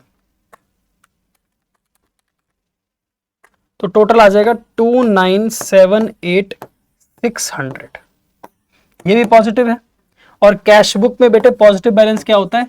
debit balance. Cash book का पॉजिटिव बैलेंस क्या होता है? Debit balance. ठीक है, क्लियर है? चलो, यहां तक हो गया, आगे बढ़ते हैं। चलो भाई, अब आते हैं एक नए कॉन्सेप्ट के ऊपर, and this will be the last concept of BRS. Otherwise हमारे को बीआरएस समझ आती है सारी बात। क्या होता है कि कई बार हम बीआरएस इसलिए बनाते हैं क्योंकि डिफरेंस आ रहा होता है कैश बुक और पासबुक के अंदर। ठीक है, कई बार क्या, जब भी डिफरेंस आएगा तब हमारे को बीआरएस बनानी पड़ेगी। अब पॉइंट टू अंडरस्टैंड इज कि जो डिफरेंस है, इस डिफरेंस के कारण बड़े सारे थे कि कभी कभी हमने कैश बुक में कोई गलती कर दी है, कभी कभी पासबुक में कोई गलती हो गई है, कभी कभी टाइमिंग डिफरेंस है। टाइमिंग डिफरेंस तो कोई गलती भी नहीं है, कोई एरर भी नहीं है, कोई ओमिशन भी नहीं है। टाइमिंग डिफरेंस तो अपने आप वक्त के साथ ठीक हो जाएगा, उसके बारे में हमें चिंता नहीं करनी है। ठीक है, उसको छोड़ दो। जो गलती पासबुक में बैंक ने करी है उसको हम ठीक नहीं कर सकते, बिकॉज वो हमारी पावर में ही नहीं है, वो तो उसकी किताबें हैं, उसकी किताबें तो बैंक ठीक करेगा, हम थोड़ी कर सकते हैं, उसको भी छोड़ दो। लेकिन बेटे जो गलती हमने कैश बुक में करी है, जैसे कि बैंक चार्जेस रिकॉर्ड नहीं करे, interest charged by bank record नहीं करा, बैंक चार्जेस को दो बार रिकॉर्ड कर लिया है, चेक डिपॉजिट किया है पर रिकॉर्ड नहीं किया, चेक इशू किया है पर रिकॉर्ड नहीं किया, अमाउंट में गलती कर दी है, wrong carry forward, wrong brought forward कर दिया है, टोटलिंग का एरर किया है। ये गलतियां कहां हुई है? ये गलतियां तो कैश बुक में हुई हैं। और क्या ये गलतियां ठीक नहीं होनी चाहिए? सर बिल्कुल ठीक होनी चाहिए। तो अगर मैं अपनी ये सारी गलतियों को ठीक कर लूं, रेक्टिफाई कर लूं, और उसको रेक्टिफाई करने के बाद अगर मैं अपने बीआरएस को बनाऊं, तो फिर डिफरेंस बहुत कम रह जाएगा। बोलो यस और नो? हाँ सर, अगर जो हमने गलतियां कैश बुक में करी हैं हम सारी गलतियां सुधार लें, तो शायद पासबुक और कैश बुक का बैलेंस मैच ही कर जाए। If there is no timing difference, if there is no error by bank, तो फिर तो पासबुक और कैश बुक मैच ही कर जाएगी। बस यहीं से हमारे को समझ आता है एडजस्टेड कैश बुक का कॉन्सेप्ट। वो ये कहता है कि सबसे पहले तुम एक कैश बुक बनाओ और उस कैश बुक में अपनी सारी गलतियां ठीक कर दो, अपनी सारी ओमिशंस ठीक कर दो। तुमने चार्जेस रिकॉर्ड नहीं किए ना, तुम चार्जेस रिकॉर्ड कर लो। तुमने चार्जेस 2 बार रिकॉर्ड कर रखे हैं, एक बार रेक्टिफाई कर लो, रिवर्स कर दो। तुमने चेक इशू करने की एंट्री रिकॉर्ड नहीं करी, तुम चेक इशू करने की एंट्री रिकॉर्ड कर लो। तुमने चेक डिपॉजिट करने की एंट्री रिकॉर्ड नहीं करी, तुम चेक डिपॉजिट की एंट्री रिकॉर्ड कर लो। एक बार तुम अपनी सारी गलतियां भी ठीक कर लो, सारे ओमिशन भी ठीक कर लो। उसके बाद तुम फिर से कैश बुक का रिवाइज्ड बैलेंस कैलकुलेट करो और अब चेक करो कि क्या ये जो नया बैलेंस है कैश बुक का रिवाइज्ड बैलेंस, क्या ये रिवाइज्ड बैलेंस पासबुक से मैच हो रहा है। अगर तो बेटे मैच हो रहा है तो इसका मतलब सब सही हो गया। और अगर अभी भी मैच नहीं हो रहा, इसके 2 ही कारण हो सकते हैं। कुछ ऐसी गलतियां हैं जो पासबुक में हैं और कुछ टाइमिंग डिफरेंस है, क्योंकि हमने कैश बुक को तो ठीक ही कर दिया है। तो इसका मतलब जब तुम्हारे पास एक क्वेश्चन आएगा तो क्वेश्चन तुम्हें यह बोल सकता है कि सबसे पहले तुम एडजस्टेड कैश बुक बनाओ। एडजस्टेड कैश बुक को बेटे अमेंडेड कैश बुक भी बोलते हैं, रिवाइज्ड कैश बुक भी बोलते हैं, ठीक है ना, कुछ भी बोल सकता है वो। सबसे पहले तुम एक एडजस्टेड कैश बुक बनाना, पहला स्टेप ये होगा एडजस्टेड कैश बुक बनाना। एडजस्टेड कैश बुक बनाने से तुम्हारे पास revised balance as per cash book मिल जाएगा। अब इस बैलेंस का यूज करके स्टेप नंबर 2 में तुम बीआरएस बनाना, बीआरएस, और वहां से तुम बैलेंस एज पर पासबुक से अपनी रिकंसिलेशन कर लेना। क्लियर है? अब सर हमारे को ऐसा कब करना है, हमें ये एडजस्टेड कैश बुक कब बनानी है? बेटे नॉर्मली जब क्वेश्चन आपको बोलेगा ना, जब क्वेश्चन आपको स्पेसिफिकली बोलेगा, स्पेसिफिकली यानी कि जब आपको क्वेश्चन स्पेसिफाई करेगा, तभी आपको एडजस्टेड कैश बुक बनानी है, अदरवाइज आपको एडजस्टेड कैश बुक नहीं बनानी है। या फिर कभी कभी अगर ईयर एंड है, अगर ईयर एंड का सवाल है, जैसे कि मान लो 31 मार्च का सवाल है या 31 दिसंबर का सवाल है, इन दिस सिचुएशन आपके पास एक ऑप्शन रहती है कि पहले आप अमेंडेड कैश बुक बना लो, एडजस्टेड कैश बुक बना लो। ये आपकी एक ऑप्शन है, क्योंकि ईयर एंड पे बेटे हम अपनी गलतियों को तो सुधारेंगे ना। 31 मार्च को अगर मेरी बैलेंस शीट बननी है और मेरी कैश बुक गलत है, तो क्या मैं अपनी कैश बुक ठीक नहीं करूंगा? बिल्कुल करूंगा। तो इसका मतलब क्वेश्चन बोले ना बोले 31 मार्च वाले सवाल जो होंगे या 31 दिसंबर वाले जो सवाल होंगे, वहां पर हम लिख सकते हैं कि हमने पहले एडजस्टेड कैश बुक बना दी है और एडजस्टेड कैश बुक बनाने के बाद हम बीआरएस बना रहे हैं। ये आपकी चॉइस है, अगर आप करना चाहते हो तो, और अगर आप नहीं करना चाहते तो मत करो, कोई दिक्कत नहीं है। अमेंडेड एडजस्टेड कैश बुक सिर्फ तभी बनाना जब सवाल स्पेसिफिकली तुम्हें बोलेगा। ठीक है, क्लियर है बात? ओके सर, तो एक क्वेश्चन करते हैं और उस क्वेश्चन से समझते हैं कि हम कैसे अपने इस एडजस्टेड कैश बुक वाले क्वेश्चन को सॉल्व करेंगे। आओ भाई देखते हैं ये सवाल क्या कहता है। 30 सितंबर 2022 को, 30 सितंबर 2022 को the bank account of X according to the bank column of cash book was overdrawn to the extent of 4062 रुपए. On the same date, the bank statement shows a credit balance of 20758. तो क्या कह रहा है वो ये कह रहा है कि कैश बुक के हिसाब से तो 4062 ओवरड्राफ्ट है, क्रेडिट बैलेंस है, पर पासबुक के हिसाब से देखा जाए तो पासबुक के हिसाब से 20758 क्रेडिट बैलेंस है। तो पासबुक में तो पॉजिटिव है पर कैश बुक में नेगेटिव है, क्योंकि कैश बुक का क्रेडिट बैलेंस नेगेटिव होता है, पासबुक का क्रेडिट बैलेंस पॉजिटिव होता है। तो कहता है जी 30 सितंबर को जब हमने अपनी कैश बुक का बैलेंस चेक किया, 30 सितंबर 2022 को जब हमने अपनी कैश बुक का बैलेंस चेक किया तो कैश बुक में तो क्रेडिट है नेगेटिव, पर पासबुक में भी क्रेडिट है पॉजिटिव। अब क्योंकि ये दोनों मैच नहीं हो रहे तो हमने सोचा कि चलो चेकिंग करते हैं, कैश बुक और पासबुक को मैच करने की चेकिंग करते हैं, रिकंसाइल करने की। जब हमने चेकिंग करी तो क्या पता चला, ये कुछ 7 पॉइंट पता चले। हमें क्वेश्चन क्या कह रहा है, हमारे को क्वेश्चन कह रहा है show the appropriate rectification required in cash book to arrive at the correct balance. क्या कह रहा है, सबसे पहले तो तुम अपनी कैश बुक को रिवाइज करो, मतलब तुम अपनी एडजस्टेड कैश बुक बनाओ। अच्छा, क्या कह रहा है, तुम पहले एडजस्टेड कैश बुक बनाओ और एडजस्टेड कैश बुक बनाने के बाद फिर तुम बीआरएस बनाना। ये नीचे चला गया ज्यादा, उसके बाद बीआरएस बनाना। तो हमें क्या कह रहा है क्वेश्चन, क्वेश्चन कह रहा है कि सबसे पहले तुम एडजस्टेड कैश बुक बनाकर अपने कैश बुक को ठीक करो, जब तुम्हारी कैश बुक ठीक हो जाएगी उसके बाद बीआरएस बनाना। तो मैंने कहा ठीक है, पहले मैं बनाऊंगा एडजस्टेड कैश बुक।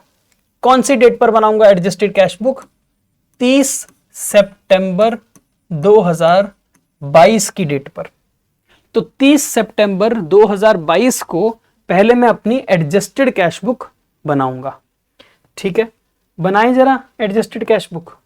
देखो हमारी कैश बुक का क्या बैलेंस है, सर हमारी कैश बुक में तो क्रेडिट बैलेंस है, इसका मतलब by balance brought down 4062। Negative है ना, नेगेटिव बैलेंस क्रेडिट बैलेंस होता है, नेगेटिव बैलेंस क्रेडिट बैलेंस होता है। 4062 हमारा नेगेटिव बैलेंस है एज पर कैश बुक। अब 1 2 3 4 5 6 7 इन सारे पॉइंट्स में सिर्फ आपको यह चेक करना है कि ऐसे कौन से एरर हैं, ऐसी कौन सी ओमिशन है जो कैश बुक में ठीक करी जा सकती है, उनको ठीक कर लेना। जिनको कैश बुक में ठीक नहीं कर सकते, जैसे कि बैंक की गलती और टाइमिंग डिफरेंस, उसको छोड़ देना, वो बीआरएस में जाएंगे। पॉइंट नंबर 1, एक चेक था 13,14,000 का जो हमने डिपॉजिट किया था 29 सितंबर को, वो क्रेडिट हुआ है बैंक के अंदर 3 अक्टूबर को। इसमें मेरी क्या गलती है भाई? मैंने चेक जमा करा दिया, बैंक में पैसे आएंगे तो लेट आएंगे, तो मेरी क्या गलती है? इसमें कोई गलती नहीं है। क्या मैं इसको ठीक कर सकता हूं? नहीं सर, ये तो टाइमिंग डिफरेंस है। क्या है? Timing difference. इसको ठीक नहीं कर सकते। ये कहां जाएगा? बीआरएस के अंदर जाएगा। ये खुद ब खुद ठीक हो जाएगा, छोड़ दो इसको। अब payment by cheque 16,000 has been entered twice in cash book. हमने एक पेमेंट करी थी 16,000 रुपए की, पर गलती से कैश बुक में 2 बार रिकॉर्ड कर दिया। एरर, कैश बुक की गलती। इसको ठीक कैसे करेंगे? सर पेमेंट अगर 2 बार रिकॉर्ड करी है तो इधर 1 बार रिकॉर्ड करी, फिर इधर 2 बार रिकॉर्ड कर दी। 1 बार तो ठीक है, 1 बार गलत है, तो जो 1 बार ठीक है उसको तो रहने दो, जो 1 बार गलत है उसको रिवर्स कर दो। 2, अब पेमेंट किसको करी होगी? पेमेंट तो सप्लायर को ही करते हैं, तो टू सप्लायर अकाउंट 16,000, ये हमने रिवर्स कर दी।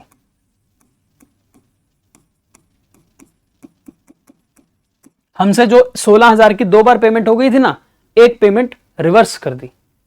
ओके। 29 सितंबर को bank credited 1,17,400 receive from a customer but the advice was not received by x until 1 अक्टूबर। क्या कह रहा है? 29 सितंबर को हमारा एक कस्टमर था, वो कस्टमर ने हमारे बैंक में जाकर पैसे जमा करा दिए। बैंक ने हमारे को बताया कब है? 1 अक्टूबर को। बेटे अगर बैंक हमारे को टाइम पर बता देता 29 सितंबर को, तो हम 29 सितंबर को एंट्री रिकॉर्ड कर लेते ना।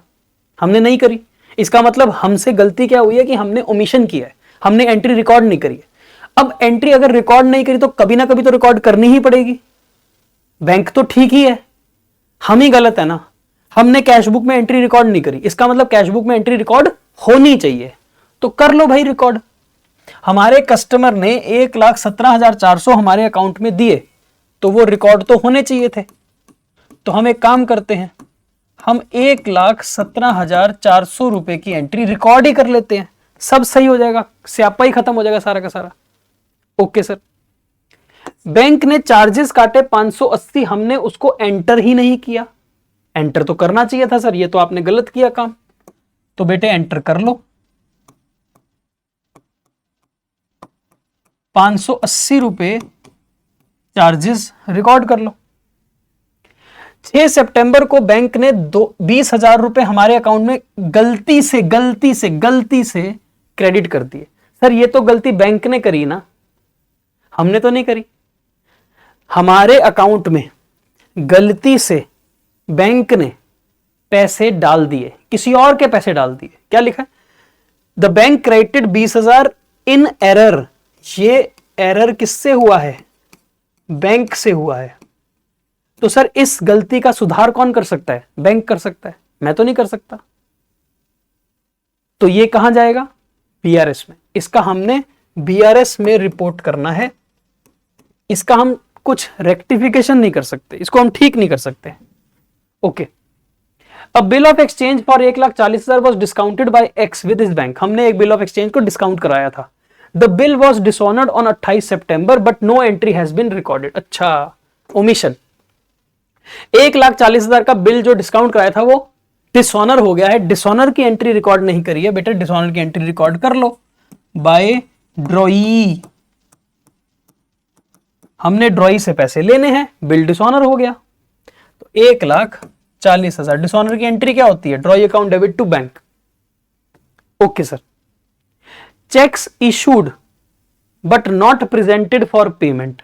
अब हमने चेक इशू किए लेकिन लोगों ने पैसा बैंक से निकाला ही नहीं है। मेरी क्या गलती इसमें? मेरी तो कोई गलती नहीं है। Timing difference. और टाइमिंग डिफरेंस को तो सर हम ठीक कर ही नहीं सकते, ये भी कहां जाएगा, बीआरएस में। तो आपने देखा 7 में से 4 हमने गलतियां कैश बुक में ठीक कर ली, तो कैश बुक अब हमारी बिल्कुल ठीक है। अब एक काम करना पड़ेगा कि अब हमारे को कैश बुक को टोटल बैलेंस करना पड़ेगा। अब कैश बुक का टोटल बैलेंस करो, टोटल बैलेंस करो, करो जी करो टोटल बैलेंस। तो आई थिंक वो वाली साइड बड़ी है ना,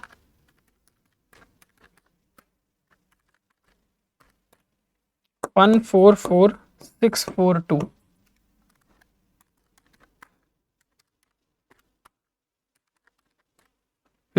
144642, ये माइनस कर दो, ये आ गया 11242। ये क्या है, ये अब हमारा रेक्टिफाइड बैलेंस है। क्या है ये, एडजस्टेड बैलेंस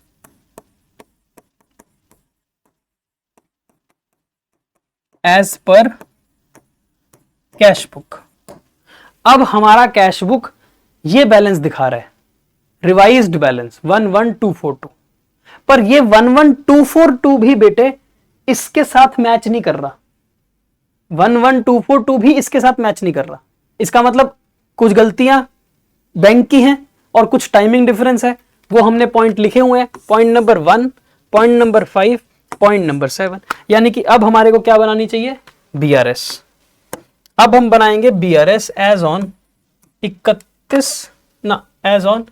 30 सितंबर 2022। अब 30 सितंबर 2022 को अब हम बीआरएस बनाएंगे। Point number 1, balance as per cash book. अब हम जो ये बैलेंस उठाएंगे ना बेटे, ये हम उठाएंगे एडजस्टेड बैलेंस, यानी कि ये वाला बैलेंस उठाएंगे 11242। और सर ये तो नेगेटिव बैलेंस है, हाँ जी, नेगेटिव बैलेंस होता तो माइनस लिखते हैं, मैंने आपको बताया ना अभी, नेगेटिव बैलेंस को माइनस लिखते हैं। अब हमारे पास आंसर क्या आएगा, बैलेंस एज पर पासबुक। और बेटे आंसर हमें पता है, आंसर हमें पता है 20758 पॉजिटिव क्रेडिट बैलेंस, आंसर हमें पता है।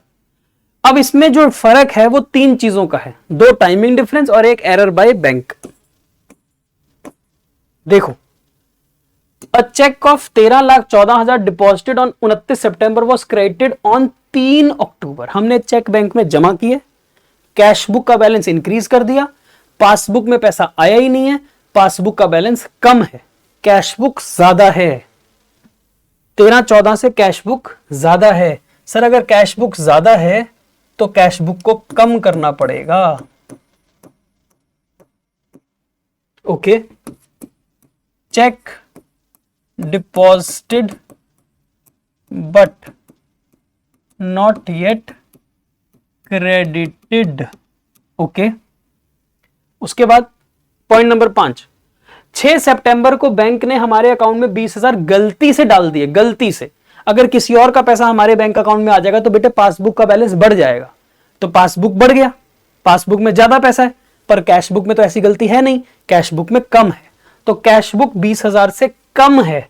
ठीक कैसे होगी सर, बढ़ाना पड़ेगा, wrong credit given by bank in passbook. गलती से हमारी पासबुक 20,000 ज्यादा थी तो हमने कैश बुक में ये ऐड कर दिया ताकि वो पासबुक के बराबर नजर आए। लास्ट, एक चेक हमने इशू किया था पर वो अभी तक पैसा बैंक से निकला नहीं है, 13,26,000 रुपए का। हमने चेक इशू किए, कैश बुक डाउन कर दी, कम हो गया कैश बुक का बैलेंस, लेकिन अभी तक पासबुक से पैसे निकले नहीं है, पासबुक ज्यादा है, कैश बुक कम है, तो कैश बुक को ज्यादा करना पड़ेगा, 13,26,000 रुपए, 13,26,000 रुपए। Check issued but not yet presented. बस अब देखो 13,26,000 पॉजिटिव प्लस 20,000 माइनस 13,14,000, ये आता है बेटे 32,000 रुपए पॉजिटिव। अब 32,000 और 11,000 माइनस हो जाएंगे तो आंसर आ जाएगा 20,758। सही है। तो ये है हमारा concept of adjusted cash book. Concept of adjusted cash book, पहले हम अपनी गलतियों को कैश बुक में ठीक करेंगे। कैश बुक में ठीक करने के बाद कैश बुक का नया बैलेंस आएगा, नए बैलेंस को हम स्टार्टिंग पॉइंट बनाएंगे और फिर हम जो टाइमिंग डिफरेंस हैं या जो बैंक की गलतियां हैं उनको यहां लिखकर पासबुक के नए बैलेंस पर पहुंच जाएंगे। ठीक है। ये कब करना है? जब क्वेश्चन तुम्हें बोलेगा एडजस्टेड कैश बुक बनाओ, उसके बाद बीआरएस बनाओ। सर हमारे को मजा आ जाएगा, सच्ची कह रहे हैं, हमारे को मजा आ जाएगा अगर आप हमारे को एक क्वेश्चन और करा दो इसी कॉन्सेप्ट के ऊपर। मैंने कहा जी ठीक है, एक क्वेश्चन आपको और करा देता हूं इसी कॉन्सेप्ट के ऊपर, क्वेश्चन नंबर 7, और ये हमारा आखिरी क्वेश्चन होगा। उसके बाद आपकी प्रैक्टिस कंप्लीट हो चुकी है बीआरएस की। आई होप आपको बढ़िया मजा आ गया होगा। चलो क्वेश्चन नंबर 7, सेम कॉन्सेप्ट है, पहले एडजस्टेड कैश बुक बाद में बीआरएस। ठीक है ना। यहां लिखा है you are required to make the appropriate adjustment in the cash book by bringing the correct balance and then prepare BRS. तो पहले एडजस्टेड कैश बुक फिर बीआरएस, ऐसा करना है।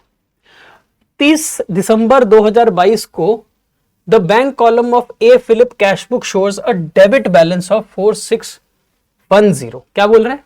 हमारी कैश बुक में पॉजिटिव बैलेंस है 4610 30 दिसंबर। तो हम क्या करेंगे? 30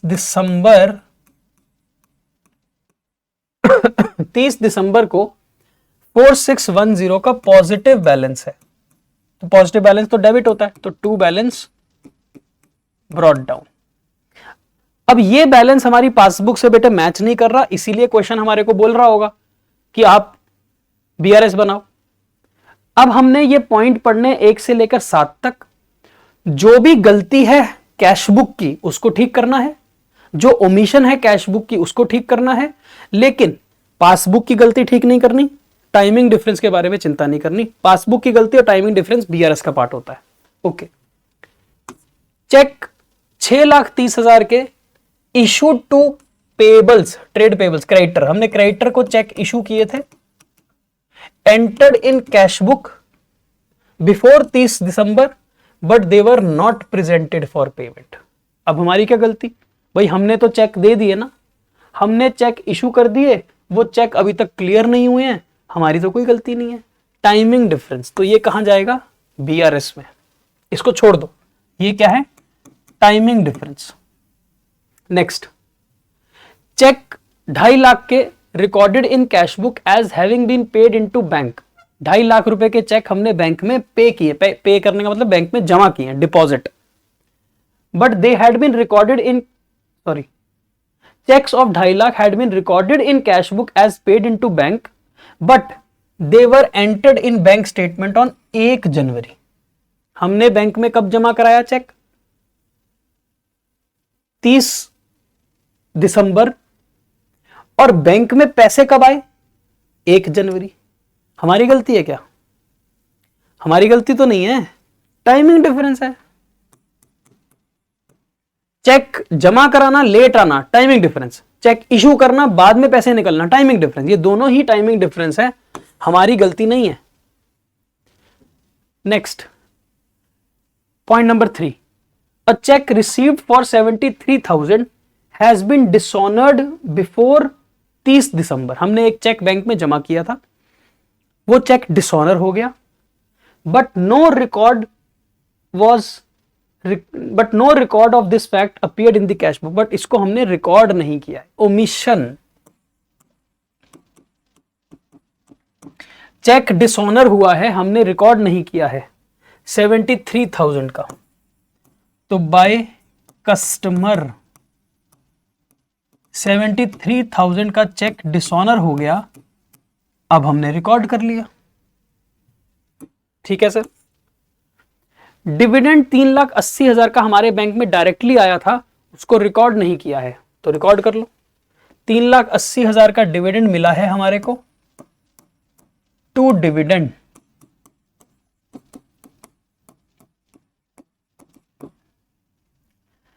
bank interest and charges 4,200 had been charged in the statement but not entered in cash book, तो रिकॉर्ड कर लो।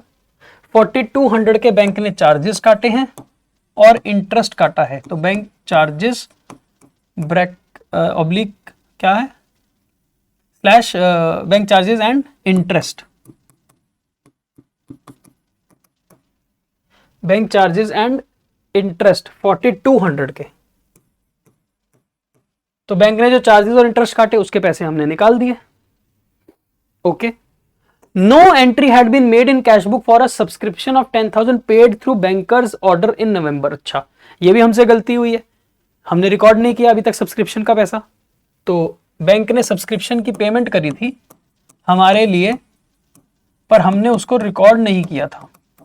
लो जी, कर दिया record. Last, a cheque of 27 drawn by B Philip. हम कौन है? हम तो ए फिलिप है, हमारा नाम है ए। एक चेक बी ने काटा था, गलती से it has been charged to as account by mistake in December. ये बैंक की गलती है। किसकी गलती है? बैंक की।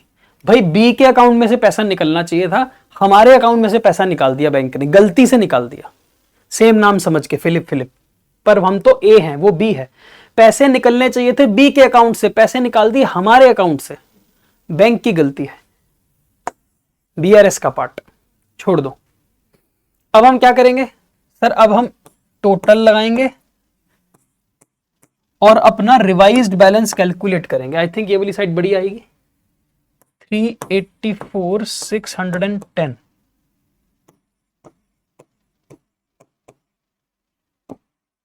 By balance CD. देखो कितना बैलेंस आता है।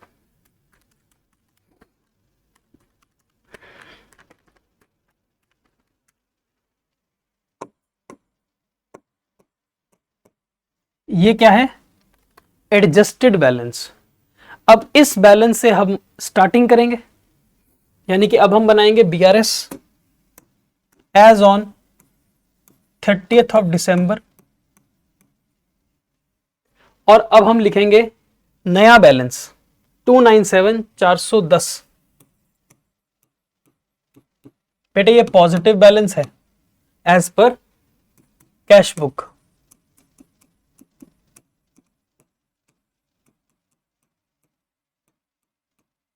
$297,410। अब उसने बोला हमने चेक 6,30,000 के इशू किए थे पर वो अभी तक बैंक से निकले नहीं हैं, तो इसका मतलब कैश बुक छोटी है, पासबुक बड़ी है। कैश बुक छोटी है तो सर 6,30,000 रुपए ऐड करने पड़ेंगे। Cheque issued but not yet presented. Next, cheques of 2.5 lakh deposited into bank but not recorded entered in bank statement. ये चेक हमने जमा किया था पर बैंक में आया नहीं है, तो इसका मतलब कैश बुक बड़ी है, तो माइनस करने पड़ेंगे 2.5 लाख रुपए। Check deposited but not credited. Last, एक चेक था 27,000 का जो किसी और का था, हमारे अकाउंट में से पैसे निकल गए, मतलब गलती से पासबुक छोटी हो गई है, तो कैश बुक को भी छोटा कर दो sir. Wrong debit given by bank in passbook. गलती से पासबुक में से पैसा निकल गया था तो हमने कैश बुक से भी निकाल दिया ताकि सब ठीक नजर आए। बैलेंस एज पर पासबुक चलिए देखो क्या आता है ये 6,30,000 प्लस नहीं माइनस 2,50,000 माइनस 27,000, ये आ रहा है 353,000 पॉजिटिव, ये भी पॉजिटिव वो भी पॉजिटिव, प्लस 297,410, तो ये आ जाएगा 650,410। अब क्योंकि ये भी पॉजिटिव है तो इसका मतलब ये क्रेडिट बैलेंस होगा एज पर पासबुक। ठीक है जी, तो आई होप आपको ये बात समझ आ गई कि कैसे आप पहले एडजस्टेड कैश बुक बनाते हो, अपनी गलतियों को सुधारते हो, गलतियों को ठीक करने के बाद आप रिवाइज्ड बैलेंस पर पहुंचते हो। एक बार आपका रिवाइज्ड बैलेंस आ गया तो फिर आपका ये स्टार्टिंग पॉइंट बनता है रिवाइज्ड बैलेंस। ये कौन सा बैलेंस होता है हमेशा? रिवाइज्ड, एडजस्टेड, एडजस्टेड लिख देता हूं, ठीक है। एडजस्टेड बैलेंस, रिवाइज्ड बैलेंस से आप बीआरएस स्टार्ट करते हो, या तो इसके अंदर टाइमिंग डिफरेंस आएंगे या फिर अब बैंक की गलती आएगी, और कुछ नहीं आ सकता। हमारी अपनी गलतियां तो हमने सारी कैश बुक में ठीक करके रिवाइज कर दिया, और उसके बाद आपके पास बैलेंस एज पर पासबुक आ जाएगा। क्लियर है? तो यहां तक बेटे मैंने आपको सारा कुछ समझा दिया इस चैप्टर के अंदर। इस चैप्टर में और कुछ बचता नहीं है। अब आपकी क्या जिम्मेदारी बनती है? आपकी जिम्मेदारी एज अ अच्छा स्टूडेंट ये बनती है कि क्योंकि आपने मेरे साथ दिए 1.5-2 घंटे के लेक्चर के अंदर आपने बीआरएस का कॉन्सेप्ट समझ लिया, अब आपकी तैयारी ये बनती है कि जितने भी और क्वेश्चन आपको प्रैक्टिस करने हैं, जैसे कि आपको नोट्स में से प्रैक्टिस करना है, किसी और टीचर की किसी और किताब में से मॉड्यूल में से ढूंढना है, आरटीपी एमटीपी के प्रीवियस ईयर क्वेश्चंस आपने लगाने, आप लगा सकते हो, सब कर सकते हो, कोई दिक्कत नहीं है। कॉन्सेप्ट समझ आना चाहिए, कॉन्सेप्ट आपको समझ आ गया होगा, और उम्मीद करता हूं आपको ये सारी बात बीआरएस के कैसे क्वेश्चन अटेम्प्ट करने हैं, क्या उसका फॉर्मेट होना चाहिए, क्या एडजस्टेड कैश बुक होती है, क्या बीआरएस होता है, क्या ओपनिंग बैलेंस होता है, स्टार्टिंग पॉइंट होता है, क्या एंडिंग पॉइंट होता है। ओपनिंग बैलेंस जो स्टार्टिंग पॉइंट है हमारा वो पॉजिटिव होगा तो पॉजिटिव से स्टार्ट करना है, नेगेटिव होगा तो नेगेटिव माइनस लगा देना है। ये सारी बात क्लियर है। अब आप जितने क्वेश्चन करोगे होपफुली सारे क्वेश्चंस आपसे सॉल्व हो सकेंगे और आपका कॉन्फिडेंस का लेवल भी बढ़ चुका होगा। ठीक है जी, तो मेरे तरफ से बेटे आज के लिए इतना ही। इस लेक्चर के अंदर, इस सेशन के अंदर फिर से मुलाकात होगी नए सेशन के अंदर, नए चैप्टर को वन शॉट के अंदर सीखेंगे। Till then take care and bye bye.